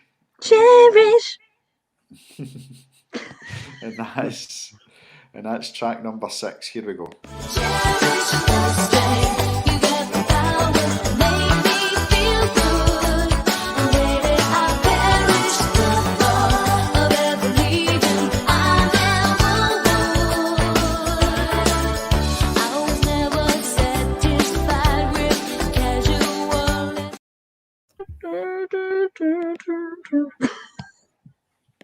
Okay, then we'll come to Sabrina. I was like, who's that? We'll come to you first, Sabrina, in this one. Cherish. Okay. I just wrote cheesy, like 80s mall music. I gave it a 6. Oh no. Do you just find it far too cheesy? It is one of the cheesiest songs in the album. Yeah, I couldn't. I really couldn't. I tried to like it even a little bit, but I was like, no. Yeah, I'm just gonna come in there with my score as well while we're at it. It's another huge hit in the album, but again, very cheesy for me. But I can't hide the fact that when the chorus comes on, I do sing it. But I'm 6.5 then. Erin. As long as it's vegan, I love a bit of cheese. Like, oh my god, I love this song so much. It makes me feel like I'm in a rom-com and about to have my meet cute. I'm just like, oh, here he comes, walking down the street. Where is he? I love it. I don't know why I love it so much, but cherish. I gave it a 10. 10, good. That's Not Norm Truesdale. He loves Cherish as well. Adrian, let's see what you've got to say about this. The rock god drummer, Adrian. I'm with Erin. I love the cheese. I think I like this song on the album. Again, it's classic Madonna, isn't it? You think, yes, that's fine. Yes. But it's got basic drums. Drums aren't fancy in it. If you can put that in, the basic drums, especially during the first verse, but it just gives it drive. For me, the thing that gets you, especially during the chorus, is the keys. That high that runs through it. That's the hook. That's what grabs you and sticks in your head, and that's probably why I think mall music it is that kind of lift music. It is that sort of feel to it. But as I said, that's what grabbed me. Just that bit going over the top of her vocals to create that little kind of harmony melody is great. From there, even on that clip there, you hear the bass just driving the background. From there, there's also similar to another song earlier on, and I kind of talked about it. That little break between the chorus and the verses. There's like a little lift section, or I don't mean like elevator, but a little lift in the song, and I think that's quite clever and just how it was obviously produced once again. So for me, I gave it an 8.5. I like it. Can I also just add that because it comes after Promise to Try, I think it's like a big lift that is needed because like you're so like emotional and in your feelings, and then it's sort of like, whoop, let's go back up. I just enjoy the flow of the album in that sense. Although one other thing I did put in my notes was the outro. I mean, you think the song's going to finish about 6 before it actually. I mean, even listening to the outro, I listened to the outro twice, and I'm thinking that sounds almost like a whole other song's going to happen to that. So if you're listening to that, just this last 60 seconds almost take different legs somewhere completely different. No, Okay, Andy, what about yourself? I mean, as a song, again, it's a song about Sean Penn. At a time, she was talking about her husband. So this is what I don't understand, because she was writing songs for this album about her divorce and about how bad things were, but then she was writing songs like Cherish, saying he was the best thing on the planet. And but in saying that, cheesy pop done great. Do you know what I mean? It's a song that sticks in your head. It's got everything you want a song to be. Madonna has always said, she said about this song, I've never been a good judge of what things are going to be huge or not. This was huge. This was a big hit for her. Hannah says, the song that I think is the most retarded songs I've written, like Cherish, ends up being the biggest hits. So even Madonna thought this song's a bit, backwards. But that was her words about these songs, and she's definitely got the winning formula when it comes to writing solid staple pop songs. I gave it a 7. I mean, I still think it's a good song. It's just one of the ones that sticks in your head. So after I listen to this, I can still see myself singing it around about the house later. Do you know what I mean? So it's got some merit of being in there. No, you don't. Hear that? No, you don't. Okay. I don't think she'd be able to use that word if she was describing it. I know. I was thinking, was that an actual quote? That's not very that was PC an actual 2021. That was an actual quote from Madonna, by the way. So I do When did she apologise. do that? So that was in the Rolling Stone magazine when she was talking about Right, this song. Saying So that would have Black been the Eyed Pe- 80s. the Black Eyed Peas had a song called that. It's a horrible word to use, but anyway. But Yeah, that was a it's quote. not- She did it's not say. very She did good. say that. Okay then, so Cherish, we give it 7.6 out of 10. 7.6. A wee fact there that the video was shot in Paradise Cove Beach in Malibu, California, and was directed by Herb Ritz, who took the cover photo for Madonna's True Blue album.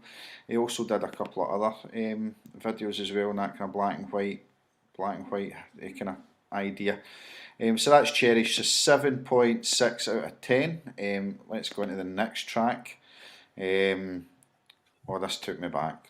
Here we go. Pink elephants and lemonade.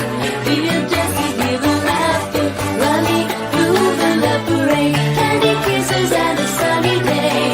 Dear Jessie, see the roses raining on the love parade. Your dreams are. Okay then, Dear Jessie. So I thought this would, you Madonna fans would absolutely love this. We'll come to you first, Erin. On Dear Jessie.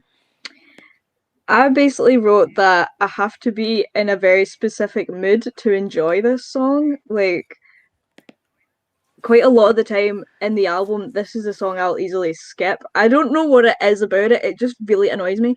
I think it's the like the las in the background. Did you ever watch Shark Boy and Lava Girl? Do you remember the things that go like make all the las? Like that is what it makes me think of. I'm just like something about this song really irks me. Really, but I do enjoy how playful it is, like the synth and like yeah, and it's always stuck in my head. But yeah, I have to be in a very specific type of mood to For hack that it. one, what did you give it? I gave it a 6. I thought that was being generous, to be honest. 6. Sabrina? I gave. Actually, I'll send my notes first. So basically, I no. wrote Toys R Us theme tune, but make it Madonna. Oh, the shade. So very, very playful, as Erin said. I liked the Latin beat that they added later on in the song. I thought that was quite nice, and I liked the horns. So all in all, I gave this song a 7. 7. Okay. I'll come to you, Adrian. I said it had like almost this kind of musical feel to it. I mean, it's something that you could, for me, I could see that getting performed on some sort of show or something. Maybe Toys like R Us. Glee. Yep. Or Glee or something like that. Probably the kind of backing vocals is very Glee-esque from there. But I mean, I in my notes I said I don't have a lot to say about this song as it's quite samey, but I didn't dislike it. I mean, I really like the stringer. And you've got the low bass tones, and then you've got the higher violins and whatnot. But yeah, overall, I thought it was fine. So I give it 7 out of 10. 7 out of 10. Andy? I'm with Erin. I'm completely with Erin in this. I think you've got to be in exactly the right mood. But in saying that, I also had like the twins for The Shining riding up in their wee water bikes. Like, I honestly think that you could take away the vocals and put this in a horror film. Yeah. Oh no, it just freaks me out. This was a massive hit in the UK, but was never released in the US. Why? Don't know how. I know. I don't get it. It was a song written by about Patrick Leonard's daughter, which She called Jessie. Aye. So she was, aye. So it was about Patrick Leonard's daughter, basically just showing her side that she was. I think she got quite close to her, and she just liked being around, and I think that's why she wrote that song. But I don't get it. I gave it a 6. I'm the Erin. Aye. Okay then. Says Andy said, Dear Jessie was a hit in the UK, but not released as a single in the US. As I said before, see when I heard this, it took me back. I can remember exactly where I heard it. As I said, I was in Dolmelliton staying, and it was, I think I said it was Going Live was on, and I was sitting in the fireplace with a fireplace that had like wee kind of feet on it that you could sit on.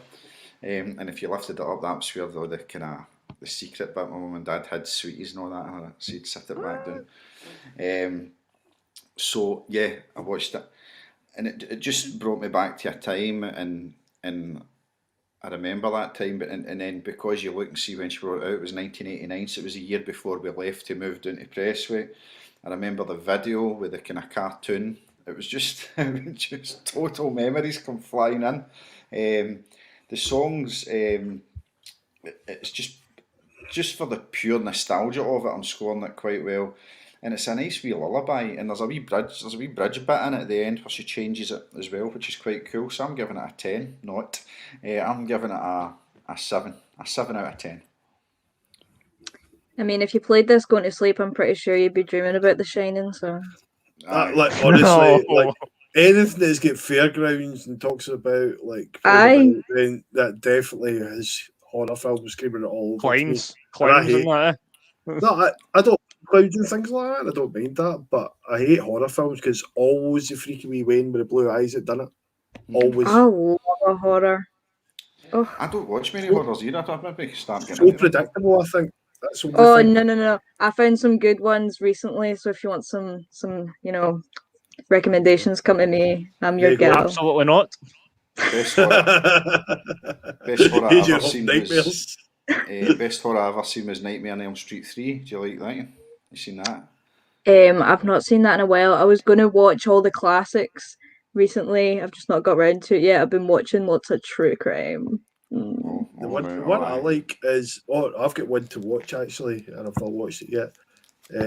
But the one I really liked was it wasn't really horror, or was it? Aye, it was. It was hide and seek Oh my God, Sabrina, do you remember watching that when we were 12?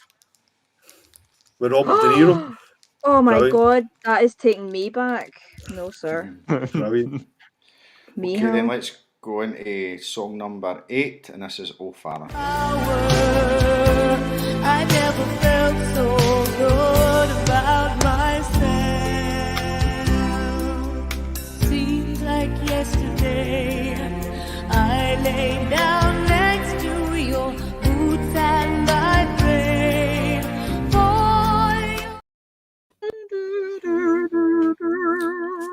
Love it. Erin, come to you in this one. Oh Father. So the very, very, very start of this is just so Stranger Things to me, like the specific notes, and then when it like actually gets into the song, the cello or like the double bass, oh my God, it is so sexy.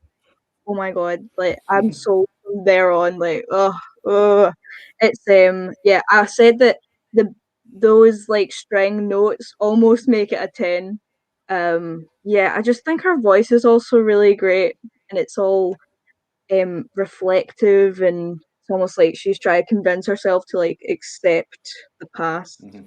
But yeah, I also wrote about her vocal being vulnerable.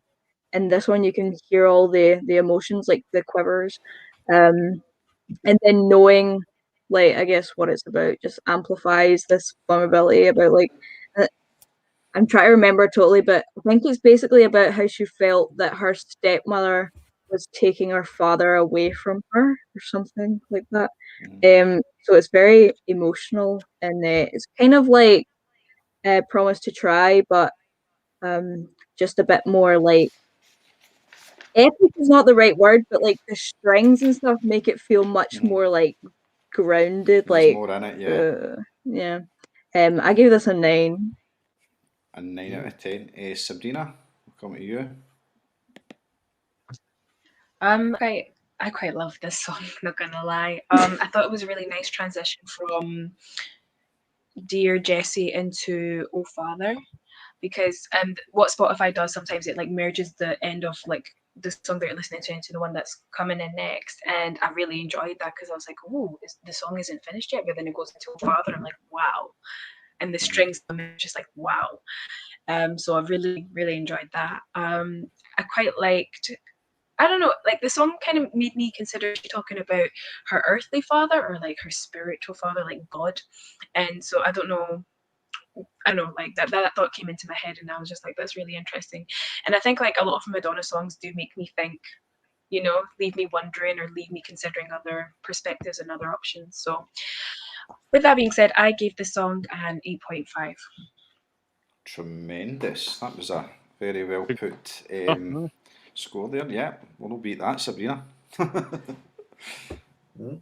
Adrian? For me, I liked the intro. I think the piano and the strings, is a good opener. First, I was like, "Oh, I like those syncopated snare hits," and I realised the song's actually in 6/8. From there, if you hear it, so that makes it a little bit different. So it's not your standard 4/4. So yeah, so the song's written in 6/8. So as I said, that's a little bit different. But there was something that the song finished, and I thought, okay, that's it over. Next track, please. It didn't really leave me wanting more of it. I mean, it's a nice and pleasant enough song, but as I said, it's just that was it for me. So for that, I gave it 6.5 out of 10. Right, explain to me 6/8 and right. So is that a 6? So it's basically 8? So what's a so 4/4? it's like so 4/4 is like your 1, 2, 3, 4, 1, 2, 3, 4. Whereas this is 1, 2, 3, 4, 5, 6. 1, 2, 3, 4, 5, 6. It's basically 3, 4 times 2. Times 2. All right. That's So how does that sound in a drum then? Do a drum noise. like that. Does it? Don't know. Turn around. I got my drums behind me. Just the obviously your hits are different. So if you think of a 3/4 rhythm, you're missing that final beat Right. you would normally have from there. But the best way to think of it is 3/4 times 2, 6/8. Right. Yeah. Okay. Still out of my head. Okay, Andy, We'll yourself. write a 6. We'll write a song in 6/8, and you can. Right. Okay, we'll do that. I like it. I mean, again, I don't think it's as good as Promise to Try. I don't like. Again, though, her voice, you have got that vulnerability of her voice and things like that. And I really like that. The single did really poor commercially, so this was released as a single and done, but it did reach #1 in South Africa. There you go. And it wasn't released in the UK until 1995, and it was released as to promote a compilation album. So there's I mean, I just something to me that there is points. I think it just there's too much. I would have liked to see this stripped back a wee bit more, and I would have liked to hear this song more like Promise to Try. You know what I mean? Less production, less, less strings, less, everything. Because I think that, again, if she showed that vulnerable side, I know you can't do two songs that are specifically together like that on an album that are very same. So I understand why she's done it. But I really think this song would suit the same thing as she done with Promise to Try. And I think that would, for me, bring it up because I think it deserves that. But it's all about, oh Father, basically how you start a prayer. So if you start a prayer and it's supposedly her talking or saying her prayers when she was younger, and just about the emotional burden that she carried when she was a little girl and dealing with authority figures and all this. There's quite a lot in this song. But I give it a 7. I like it. I do like the song. But I still think that Promise to Try is a better song. But it's around about the same lines. I definitely disagree about the strings. I think those are the thing so? for me. Those are the thing that sell the song to me because it's like strings like feel so like chesty, so hearty. I'm just like double bass.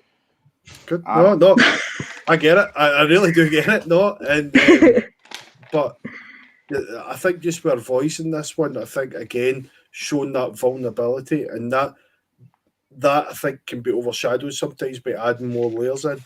Whereas I think she had kept that quite raw and quite. She has still kept it raw and emotional because it is quite a heartfelt song.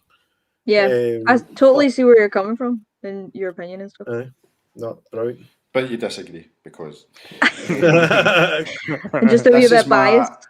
This is my joint second favourite song on the album. I remember this song, and I think it's a great song. I love it. And do you know, I like I'm with you, Erin, and this song came out at the same time as a very famous movie at the time, and I think she subconsciously watched that movie and thought, I like that bit of the song in this movie. I'm going to put it into this song because it just lifts it, as you say, and the song, and then the movie's Lost Boys, and the song in Lost Boys where they sing "Thou shalt not fall, cry little sister." Oh my god, Well, what see part that? of that song is she taking? See the "Thou shalt not fall." See the kind of Yeah. that bit. The I've swell. heard that in this song in the Old Father. I think that's kind of. Oh my god, no heard wonder I that in like it. I heard that in it, honestly. So if you listen to Cry Little Sister for Lost Oh Boys, my god, yeah, I that need is to listen to that. this. I need to listen to that now because that is one of my that's- favourite songs. it's like one of my favourite films. Never mind I songs. Cry Little That Sister. too. Oh my god, Lost you- Boys you- is 10 out of You'll, 10. you'll know the bit. You'll know the bit that I'm talking about. Wait till I see if I can get it. I probably will. Hold on, Scott. Is this a Uh-huh. bit for the movie? Yeah. Because this part of this movie is that not an adult scene in the movie? This part of the song. No, wait. I'm just gonna see if I can get it. Wait there to see if it comes up. It actually is because it's his. You hear it? Yeah. When you hear it. Oh, it's so sexy. I'll put it to the bit so that we can. Wait there. Right, aye, this is it here.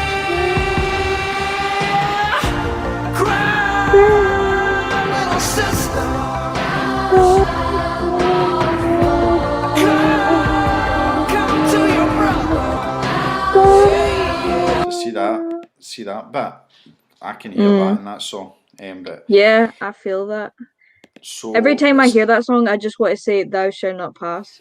Every time. So that's it's a 7.9 out of 10. So that's a decent score to that one. No too bad, no too bad. So here Definitely we go not. then. We're going on to song number 9. Three more to go. I think going by the scores we'll be skipping over the last one. But here's song number 9. Keep it together.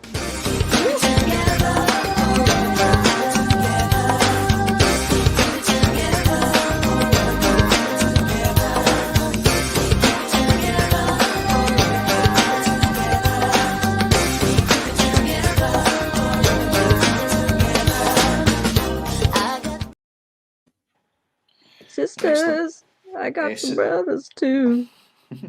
Sabrina, we'll come to you on Keep It Together.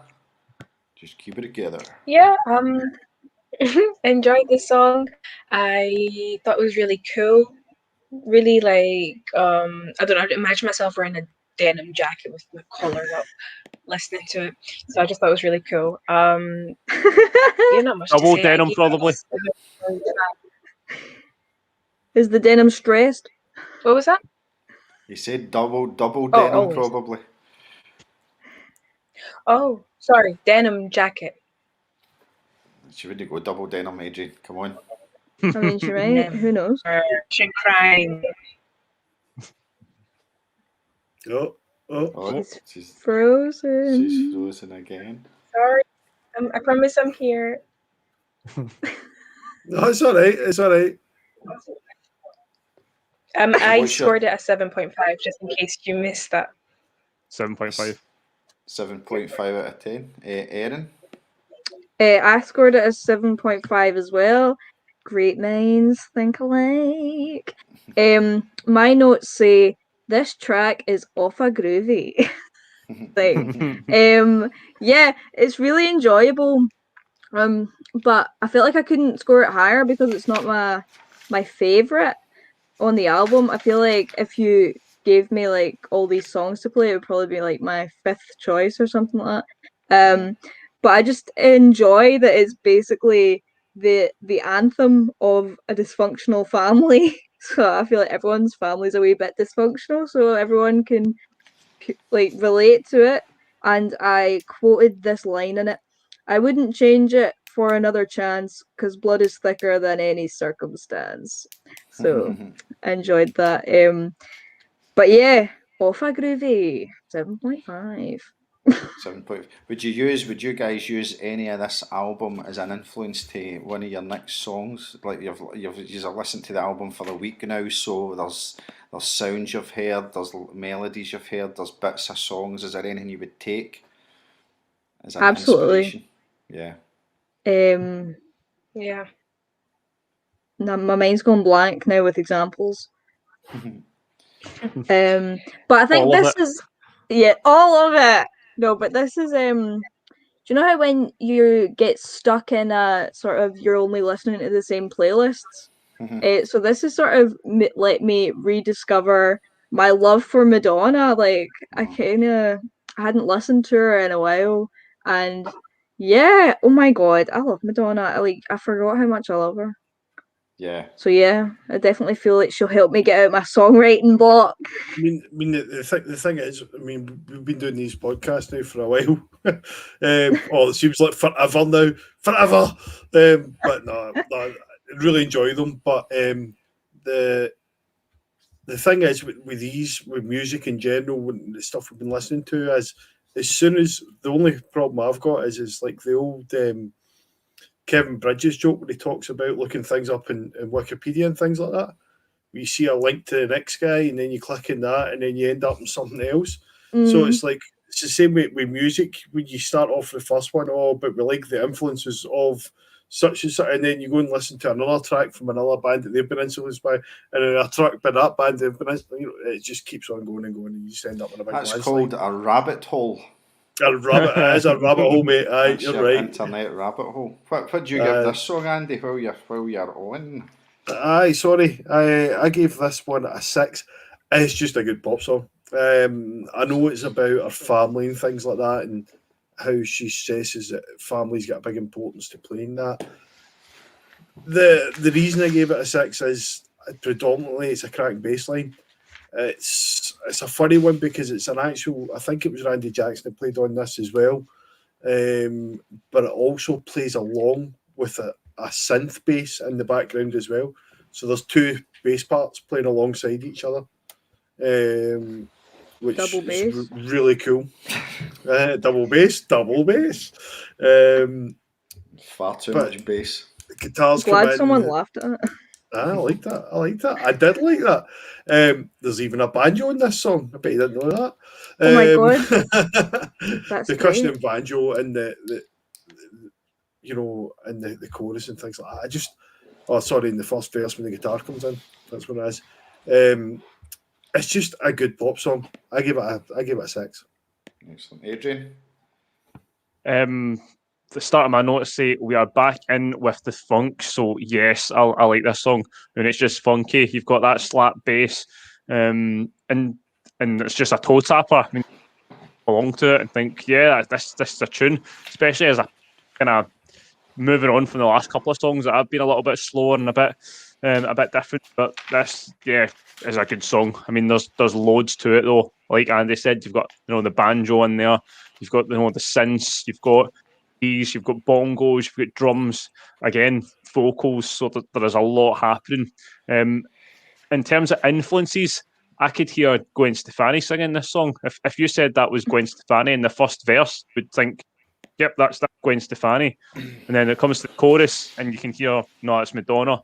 But yeah, if you listen back to this verse especially and think about Gwen Stefani, it's a spitting image. It's the same voice, it's the same tones, it's everything from there. So I think Gwen's ripped off Madonna a little bit from there. But if you, as I was saying earlier, though, if you look at artists, from nowadays, like say Gwen Stefani, Lady Gaga's, and things like that, Madonna surely has to be somebody that these artists look up to. Do you know what I mean?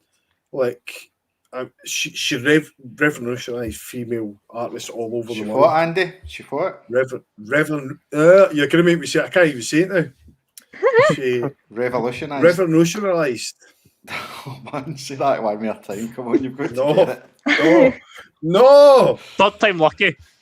So she took We get what you mean. artists, aye, and because I'm never going to be able to say it. So I think she's got to be an inspiration to any female artist that's in that genre of music. You know, as I said, Gwen Stefani's, Lady Gaga's. I mean, the list could go on and on. Go then, you know, list but- more. No, I'm not going to list more. Can't I? Just one more. Just One one more. more. So, who do you think? But even, but even if you look, see, like, even like say Mary J. Blige and things like that as well. No, It's got you know, you look at all that. no. I think no. I Nah. see. I do. Nah. I think no. Rhymes with Matthew Perry. What? Katy Huh? Perry. Katy Perry. yeah. You'd be That getting was think so. awful. Mary, No, it was, Mary, No, I think Mary J. I- Blige. Perry. I Perry do. was Mary great J. with Blige. Perry. The same I word. just, Nicki Minaj. I just think any of the American female artists that would be, you know, have got to be inspired Gwen by Stefani's what she Canadian. No, I'm kidding. She's not Canadian. You could say Kodak done. Ghost. Actually, hold on. I think she actually is. Oh, is she? Uh-huh. Kodak. Okay, it doesn't matter. Right. I gave it an 8. So, you give it an 8, Adrian. 8 out of 10. Okay. So this is Erin. This is one for you, right? You said Oh God. I agree with Adrian. Like you had that, and then it was back into like the Madonna we know, the kind of cheesy Madonna we know. Love it, right? So that's great. And you said the first time you heard it was like a groove. You subconsciously thought that because I can see into you. I can see into your mind. You It's what? basically get into the groove. The tune. This song is basically the Madonna song. it?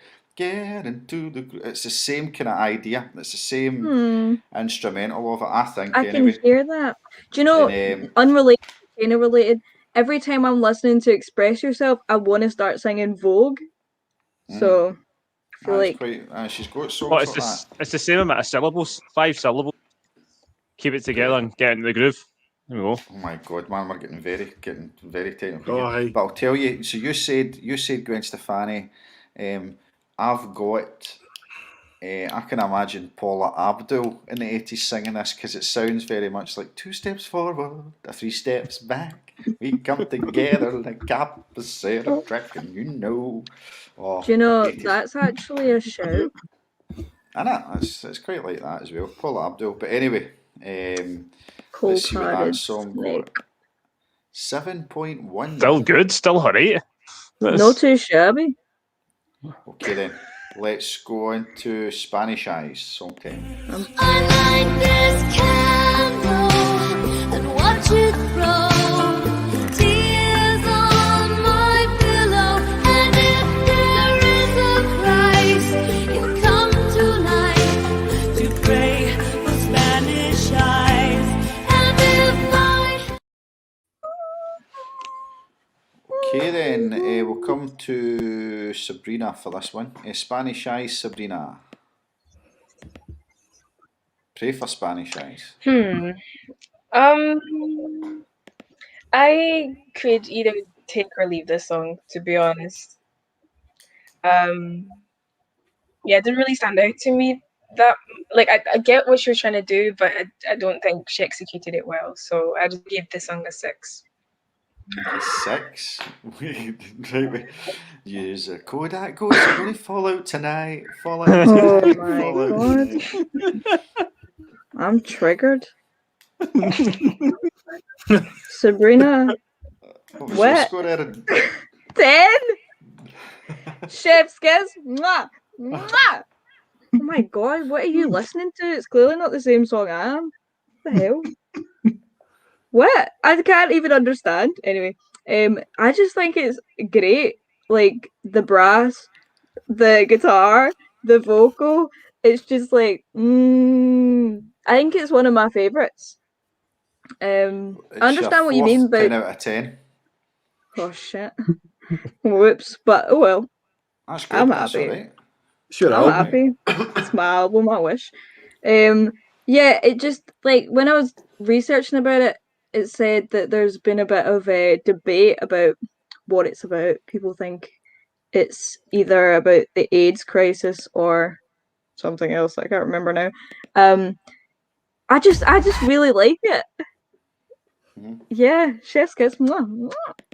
What does that mean? Like Okay. fabulous. Fantastic. Aye, it's like. Aye. Okay then, right, so you give it a 10. Let's see the other scores here till we Oh see. no, I'm scared. We'll go Am I with going to be on my own? we'll go with Adrian and then Andy. I agreed with Sabrina. This was a song. I think it was the hardest song for me to kind of choose on this album, or at least write about. 'Cause every time I listened to it, I felt different about it. I mean, sometimes I'd listen to it and think, "Oh, that's okay." Actually, I kind of hear that. I get the feel of it. Another time, nah, it's just I don't know. I'm just a bit confused with it. I mean, there is bits to it I do like, though. The harmonies again are great. How the vocals bounce off each other, I like that. The guitar bits throughout it, like the kind of again little Spanishy guitar bits, good. The little percussion that they've added into it again is good production. But yeah, there's just something doesn't sit with me on this song, and I don't know what it is. I don't know if it's the kind of Do little you not whiny feel like vocals you're in it in or a something. desert? Do you not feel like you're in the Nah. desert at night? Nah, maybe in the No? desert with quicksand sinking down, thinking, "Oh no, this is it. The time's up." Oh my god. But Can't no, I believe gave it this. a 6.5. As I said, I could have been maybe a bit harsh for that, but 6.5. I mean, I'd probably listen back to it just now and give it, a 7.5 or a 7. But every time I listened to it was a bit different, so we'll stick with the 6.5. So I go with you. I'm your side. Andy. No. I've got to be Team Sabrina. Oh my god. I'm going to leave. I'm the exact same. I mean, the song is supposedly the reason the song was on this album, and there was, as you said, there is quite a bit of debate on it. She did lose a friend who died of AIDS at this point, and she wrote this song about him. And I get the subject, and I get, the song and what she was trying to do. I just think there was probably a better way to do it for her. If she wrote a song in the style of "Oh Father" or "Promise to Try" about this subject, about a friend, I think it would have been more heartwarming and better felt. The reason we know this is because when she first released the initial pressings of this album, she did issue safety pamphlets about AIDS, which was still a bit of a taboo subject in this era, and fair play to her.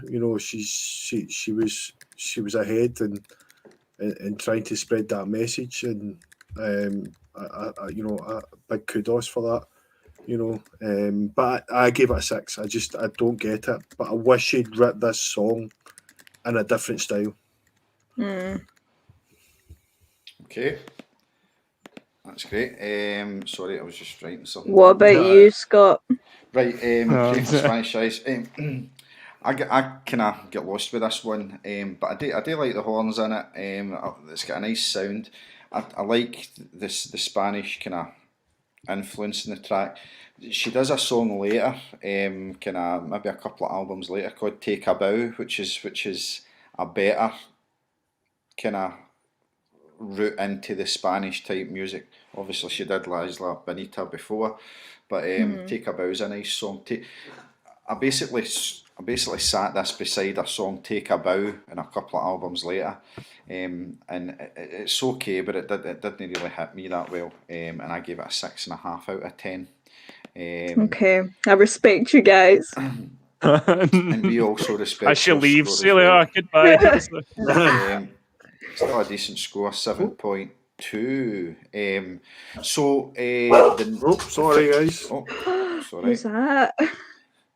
So the final song of the album, before we play it, guys, I'm just going to tell you what we scored it. 5.2 out of 10. I think it should be lower than that. Here's a wee clip of the final track. Andy, if you can just come in with this one. Oh, Andy's away. All right. So here we go. Act of contrition. And I detest all my sins because of thy desperation. But most of all, because I have offended the holy God, who art all good and deserving of all my love. I firmly resolve with the help of thy grace to confess my sins, to do penance. Oh God. Andy, can you go through this just now? I just need to nip away for 2 seconds and then I'll be back.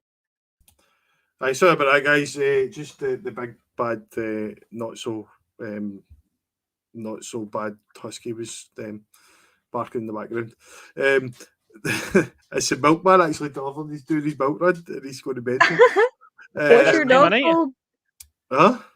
At this Aye, time, this the time of night, milkman. aye. At this time, Aye, should have been 4 o'clock in the morning. What's your dog called? He's called Can. Can? hmm So he is. He's 10-year-old. He's a big. Oh. He's a big softie though. What Like, colour is he? He's like dark brown, but if you brush his fur a certain way, he goes white underneath.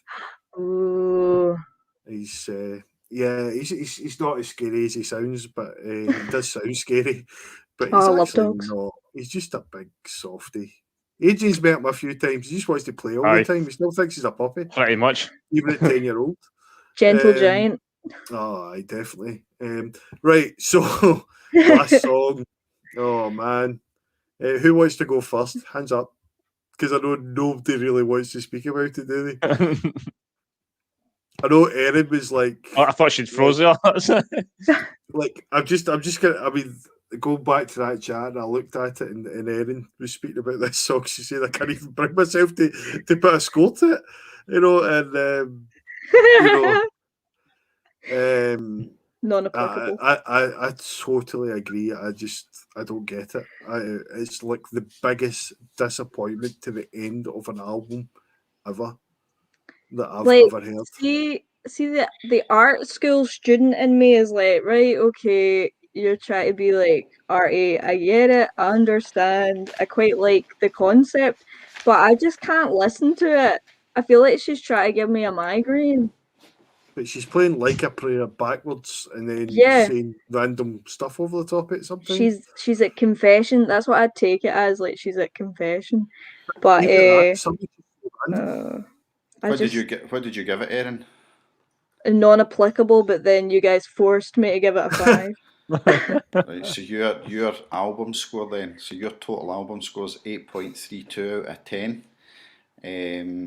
So Sabrina, score. what did you give this song? Or whatever it This is. noise.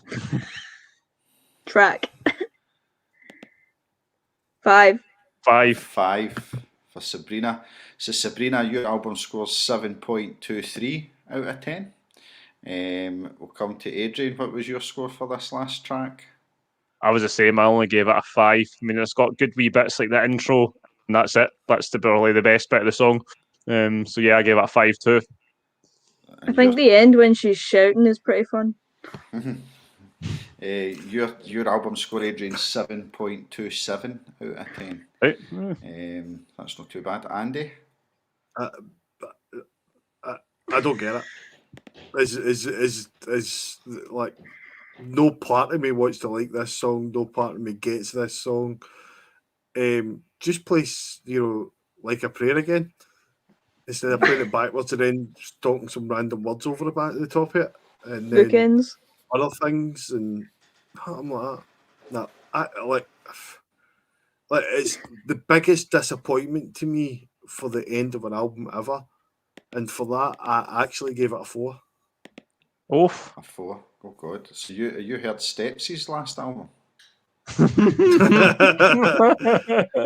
Right, so you. I mean, so to be 6 fair, she's trying to be experimental in that, and like, fair enough. It's kind of diving into a different genre and things, but I don't think it works. Why would you put that as the last song in your album? Maybe Why would she you wants, actually come The to end. it? Why would you put that on your album? she wants to make you question it.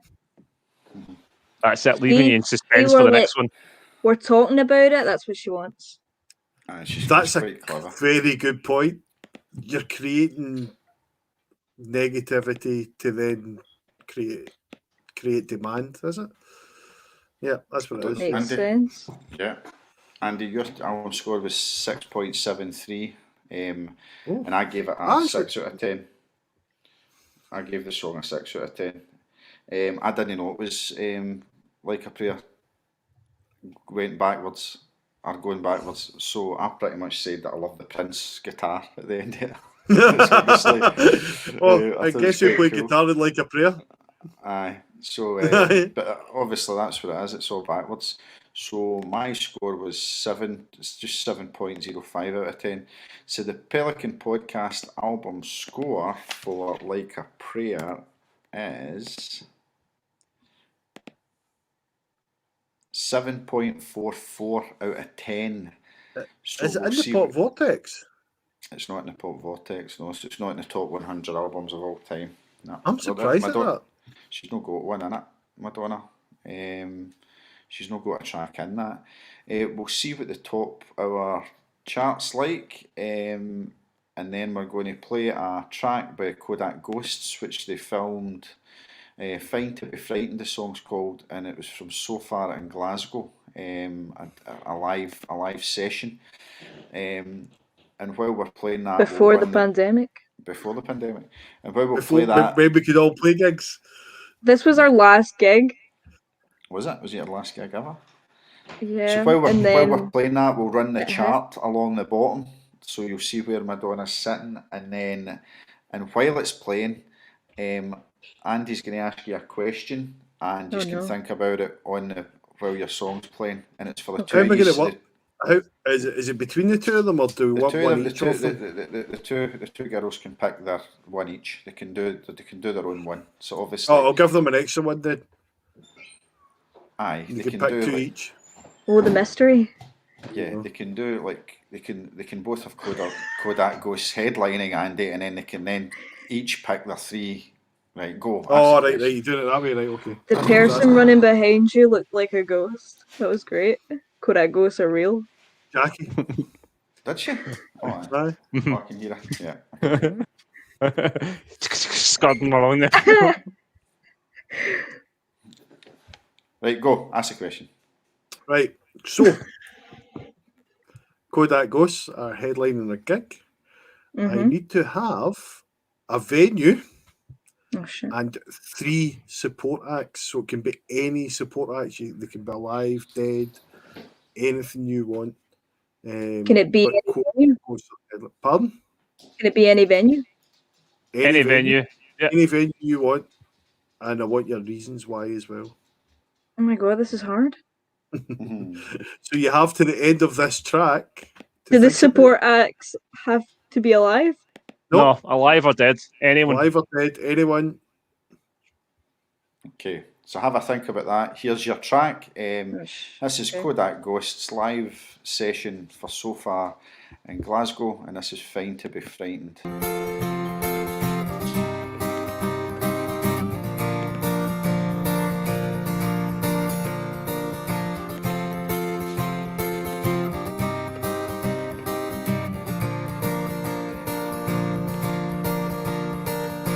Looking all around at the people that surround me, hoping everything will turn out fine. Wondering if everyone has got it all together and planned a dot to dot for a life. It's such a big world with career opportunities. Do you turn left or right? Does anybody know what they really wanna be when put under the spotlight? It's fine to be frightened. It's fine to be scared. It's fine to be halfway up the mountain. It's fine here on the stairs. Sticking to a plan, doing all you can, trying to get along with everything. Getting mixed up with a lot of other stuff. Will I ride the roundabout or swing? I can't wait till it's over and I'm over the hill. I can't wait till it's over. Oh, I've had it up to here. It's fine.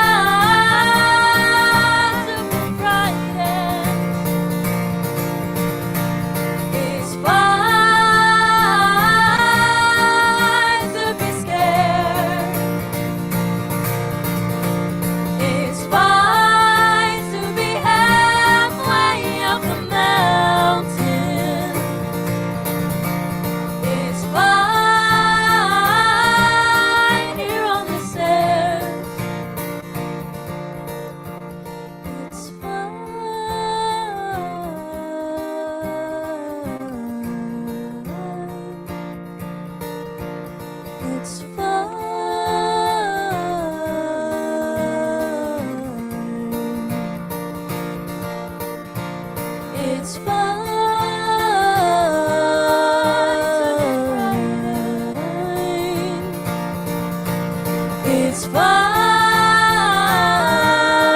to be sad. It's fine to be bright-eyed. It's fine to be sad. It's fine to be halfway up a mountain. It's fine.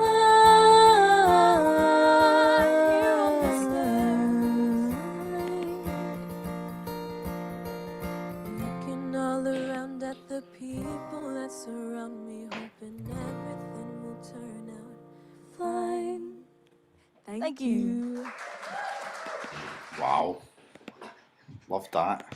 Thank you. Very good. Lovely. Lovely. Took my Can I, hat. can I just jump in for a second? Absolutely.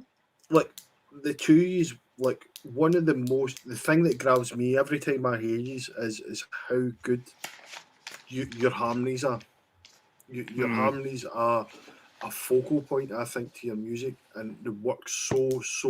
It's probably like I would say it's the best I've heard round about anywhere here. That for me, it's really warm. But how do you put a lot of work in? Like, I know you do put a lot of work into it, but like when you first started, how did you find that you had such a great, two voices? Chemistry. Aye. How did you find that? And how did that come about? Because I think it's just amazing because it just sounds so natural. The harmonies sound so natural. They don't. There's a lot of people try to do harmonies and they sound forced. You know, and you can tell that they've been worked on. But for yous and still being relatively early in, well, not really because I keep on forgetting these have been around for, which seems like ever. You know, because I can remember these from way back when you were younger, and I'm thinking, wow, these two are going to go like mental because at that time it was still the same. The harmonies just felt so natural and so unforced and so pure. But how did you find that worked to begin with? Do you know what I mean? How did you find that chemistry? Well, I don't want to sound creepy, but it's probably going to sound creepy. But I call Sabrina my soul twin, as in like we're not soulmates, we're the same soul. And I actually had a dream about Sabrina before I met her in first year. And it was the weirdest experience. Like Sabrina's like, you obviously saw me in the street, but like I don't remember that. I just remember having a dream and then I met you. It was weird. So I think it is sort of like supernatural. No, but yeah. I think we just get each other. It's like peanut butter and jelly or something. Did you meet in school? Like, were you friends? Did you meet in school and Sabrina, and then you became friends, and then had a? Did you meet through the love of music or the love of friendship first? Friendship.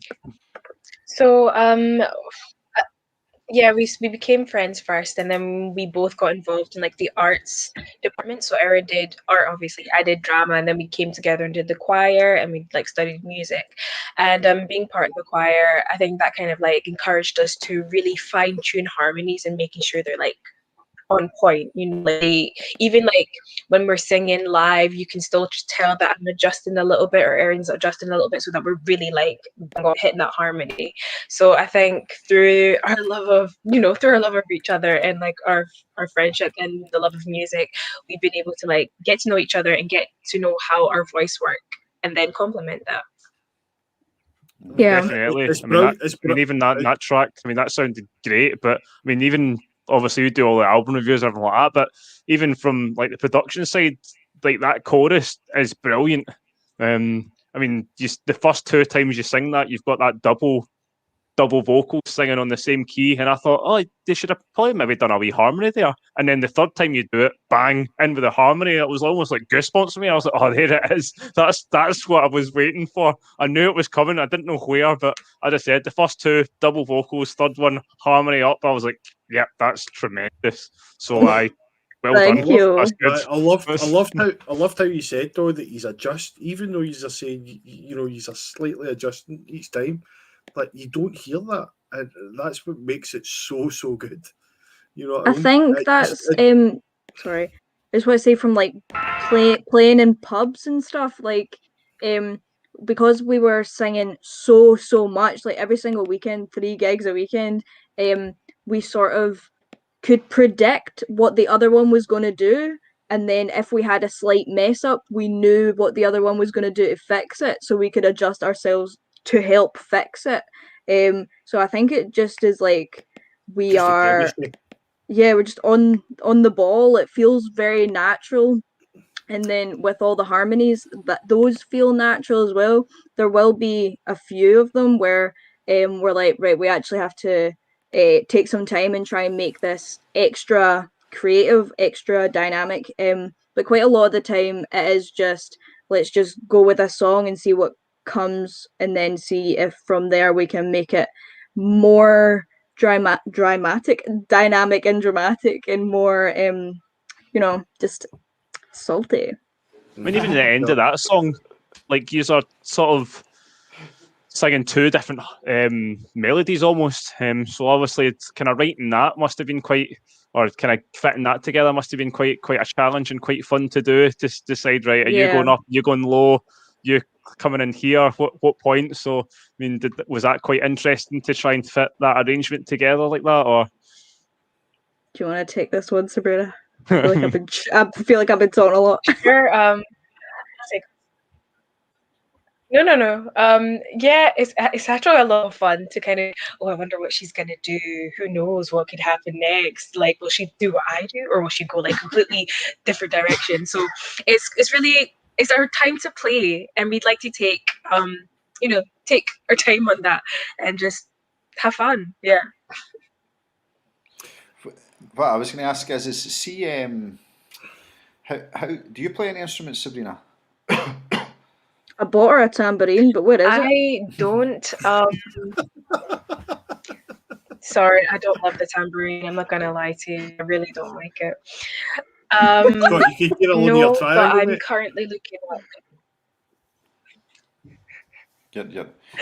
looking at violins right now because I used to play when I was in primary. Well, that's cool. Violins Now, are cool. do you want to know something? I think that would be amazing. Like, there's something like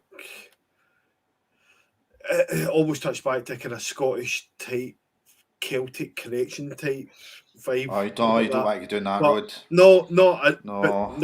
But Gads. I hope you don't. Gads. But that's what it brings to me. But I do like that as well. It could be almost clever. Could be clever with it though. Get a cello. I think it could be really clever with it. That bass tone over the top of your high harmony. Oh my god, I wanted to learn the cello so bad. I went to one lesson and then I was like, I cannot afford this right now, but I would love to bring the cello into it. I've been obsessed with the cello since I was like 8. Oh my god. Let's do it. It's just a bulky thing to carry about and play though. At least a violin you can flip up and you can put it down, sing your next bit, bring it back up. A cello's not as easy to manoeuvre around a bit of stage. I definitely dislocate my shoulder. And Sabrina, you're into. Do you do acting as well? I think you've done a few acting, or you've been into a few things like that. You do that as well, yeah. Yeah. I trained as an actor at college and uni. I've been in a couple of stage productions. I've done a couple of music videos. One of Matthew Hickman's videos, and hopefully we'll be in a couple of short films this year. Oh, great. Woo! Good stuff, the two of you guys, yes. Both of these? Oh God, no. Oh God, no. Oh my God, can you imagine? Okay guys, so Madonna's Like a Prayer get into number 24 in our chart. So oh, that's awful. It's beating Bring Me the Horizon, it's beating Moby, Reverend and the Makers. It's beating Jerry Cinnamon. It's actually, wait till you see right now. I think it's our. Let's have a look. So, so there's one. I'm just counting 1, 2, 3. So it's. I'm seeing how many 80s albums we've had.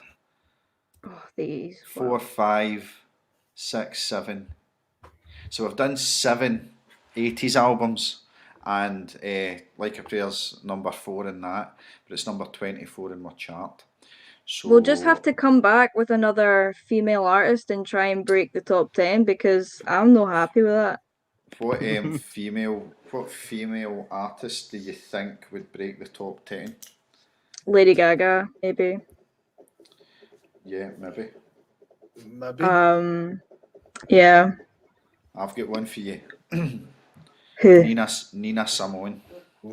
Oh, what a yeah. Oh my God, we almost went with like a amazing. classic. We were maybe going to do Aretha. Aretha Franklin. Oh, She's very hitsy. Oh. See Nina Simone's albums. Oh, and she likes Yeah. Carly Simon, Nina Simone. Who was the other one that Stevie Nicks, man. Oh, Oh God. my God, yeah. Amazing. Okay then, so have you thought about your question? We'll go to you first then, Sabrina. Right, this is your gig, Sabrina. Kodak Ghosts are headline. Where's it going to be? Who's your 3 acts? Okay. Oh, it's gonna be in Madison Square Gardens. I chose that. Beg or go home. I think our supports, I would like Dua Lipa, On Vogue, or I had a third one, or Missy Elliott. Oh wow, Ooh. that's a Great. gig. That- See, I like that. Yeah. I like Dua Lipa. Same. Mm. I love Tasty. Dua Lipa. I put Dua Lipa's New Rules. The Dua Lipa's New Rules, because my daughter loves the song. Is a lyric in one of our tunes. Yes. Right. Oh, What I is love it? that song. What was it I said? Dua Lipa screaming. Aye. Dua Lipa's screaming, new rules in this one horse town. That's it, aye. Right. Dua Lipa's screaming, new rules in this one horse town. That's the lyric. There you Aye. go. Okay, and Missy Elliott. Oh, do you see the TikTok one where she says that flip out and reverse it bit? Oh, and you do it.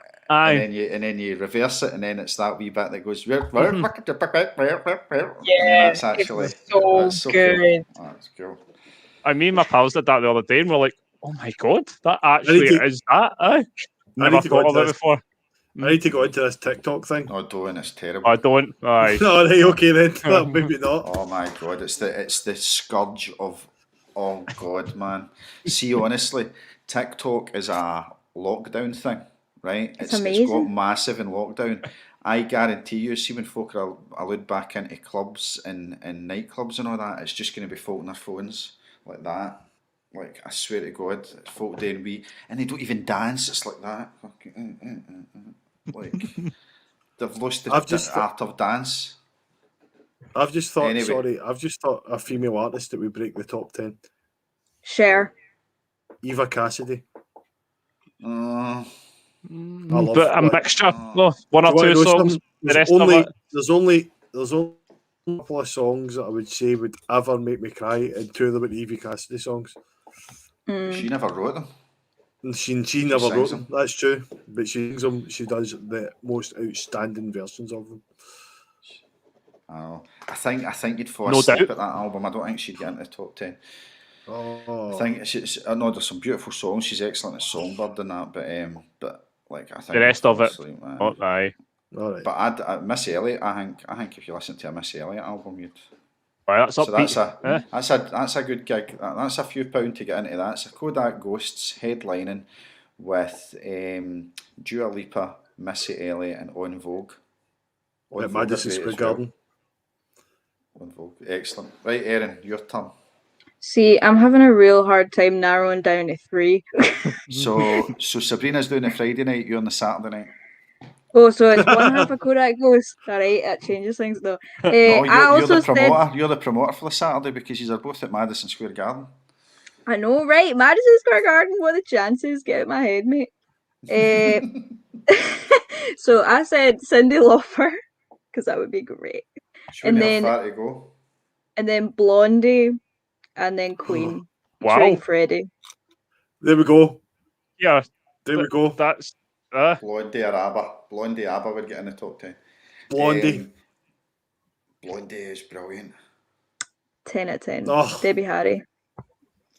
Oh, I would do you crawl make into her a- DMs. oh.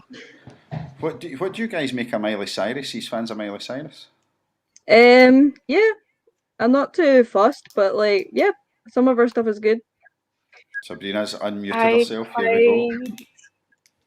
I quite liked her stuff before she did that song "And We Can't Stop." Like I think before that she was just coming into something really good, and then try to conform to what the society wants from her. No, I Yes. think some of her newer stuff now is pretty good. Like Mother's Daughter is enjoyable. The video for that's really enjoyable too. And I liked Nothing Breaks Like a Heart. I love Like, it. Oh, brilliant. Oh, I love that one. Wait, was that afterwards? yeah, that's like yeah, that's recent. Aye. recently. That's Like recent. this is Ah, after her right. whole tongue phase. I never got her before, Okay. but see now. So honestly, some of the stuff she's doing is brilliant. That's what I'm saying. The Blondie cover's amazing. Mhm. Yeah. Sabrina's okay. more I thought- like Hannah Montana just after that. Is that? Can't be tamed. I go hard for Hannah Montana. I'm not gonna lie, I love her so much. I mean, it's the best of both worlds. What can I say?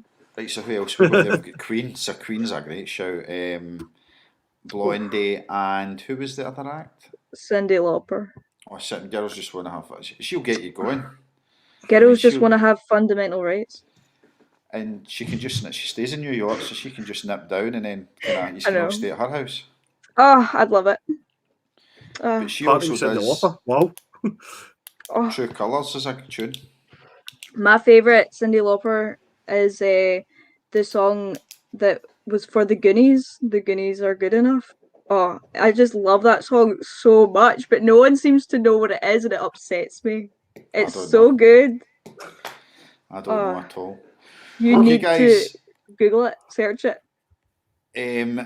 Have you enjoyed it tonight? You've enjoyed talking about Madonna and listening to Absolutely Madonna not. all week? Yes. You don't like the score? Don't ignore Erin. We've had a ball. Thank you for having us. I've loved it, but you'll need to invite us back because 24 is not good enough for me. Well, I want to crack the top 10 at least. well, when the Bring lockdown's Debbie over, Harry with I'll when try. the lockdown's over, and we're going to do it in a room where, like, when the guests come on, we'll have you set up to play as well. So Excellent. it'll be better as well, and we'll no need to worry about internet's failing because it'll just be one internet cable. And there'll be 4 cameras, 3 on me. might not even be. It one might, in the it rest might of not. Depending on the venue, it might not be that night it goes out. Aye, it might not be. I wanted to watch that. But anyway, guys, Even get a it's been gig, ple- Pelikan podcast gig. Aye. Yeah, that'd be great. Please. It's been absolutely brilliant having you on. I hope Yes, your thank you for having us. journey continues. I love that tune we just played there, but I'm afraid we're going to have to play out with your can't till the morning comes tune because I just love it.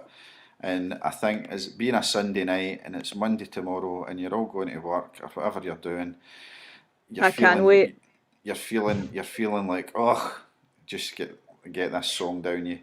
So thanks again to Erin and Sabrina, the Kodak Ghosts, who have scored. We've scored their album Like a Prayer, and it's got into number 24 in our chart. We'll see you again next Friday, so it's Friday nights from now on, and we're back on Friday with, I don't know what the album is yet, but we'll be Hold with on, you soon. we're not doing my album. That's the following week. Is that the following week? The following week, yeah. So I think Something it's come out from my rumours. album. It's fine. think it's rumours. Fleetwood Mac next week. I'm Oh, sure it is. rumours. But we'll see how we go with that. That's Guys, going to score thanks very high. much. I hope so. I hope it I does. will. Adrian and Andy, thanks again, guys. Indeed, Nice Thank you all. Erin, Thank you. Sabrina, all the best, and honestly, keep doing what you're doing. Love it. Thank you so much. Definitely. Hope we see you live sooner. Woo! Here we go.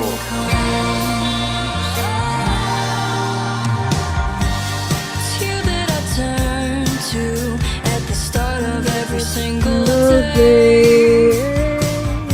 I give you my problems, you smile and they fly away.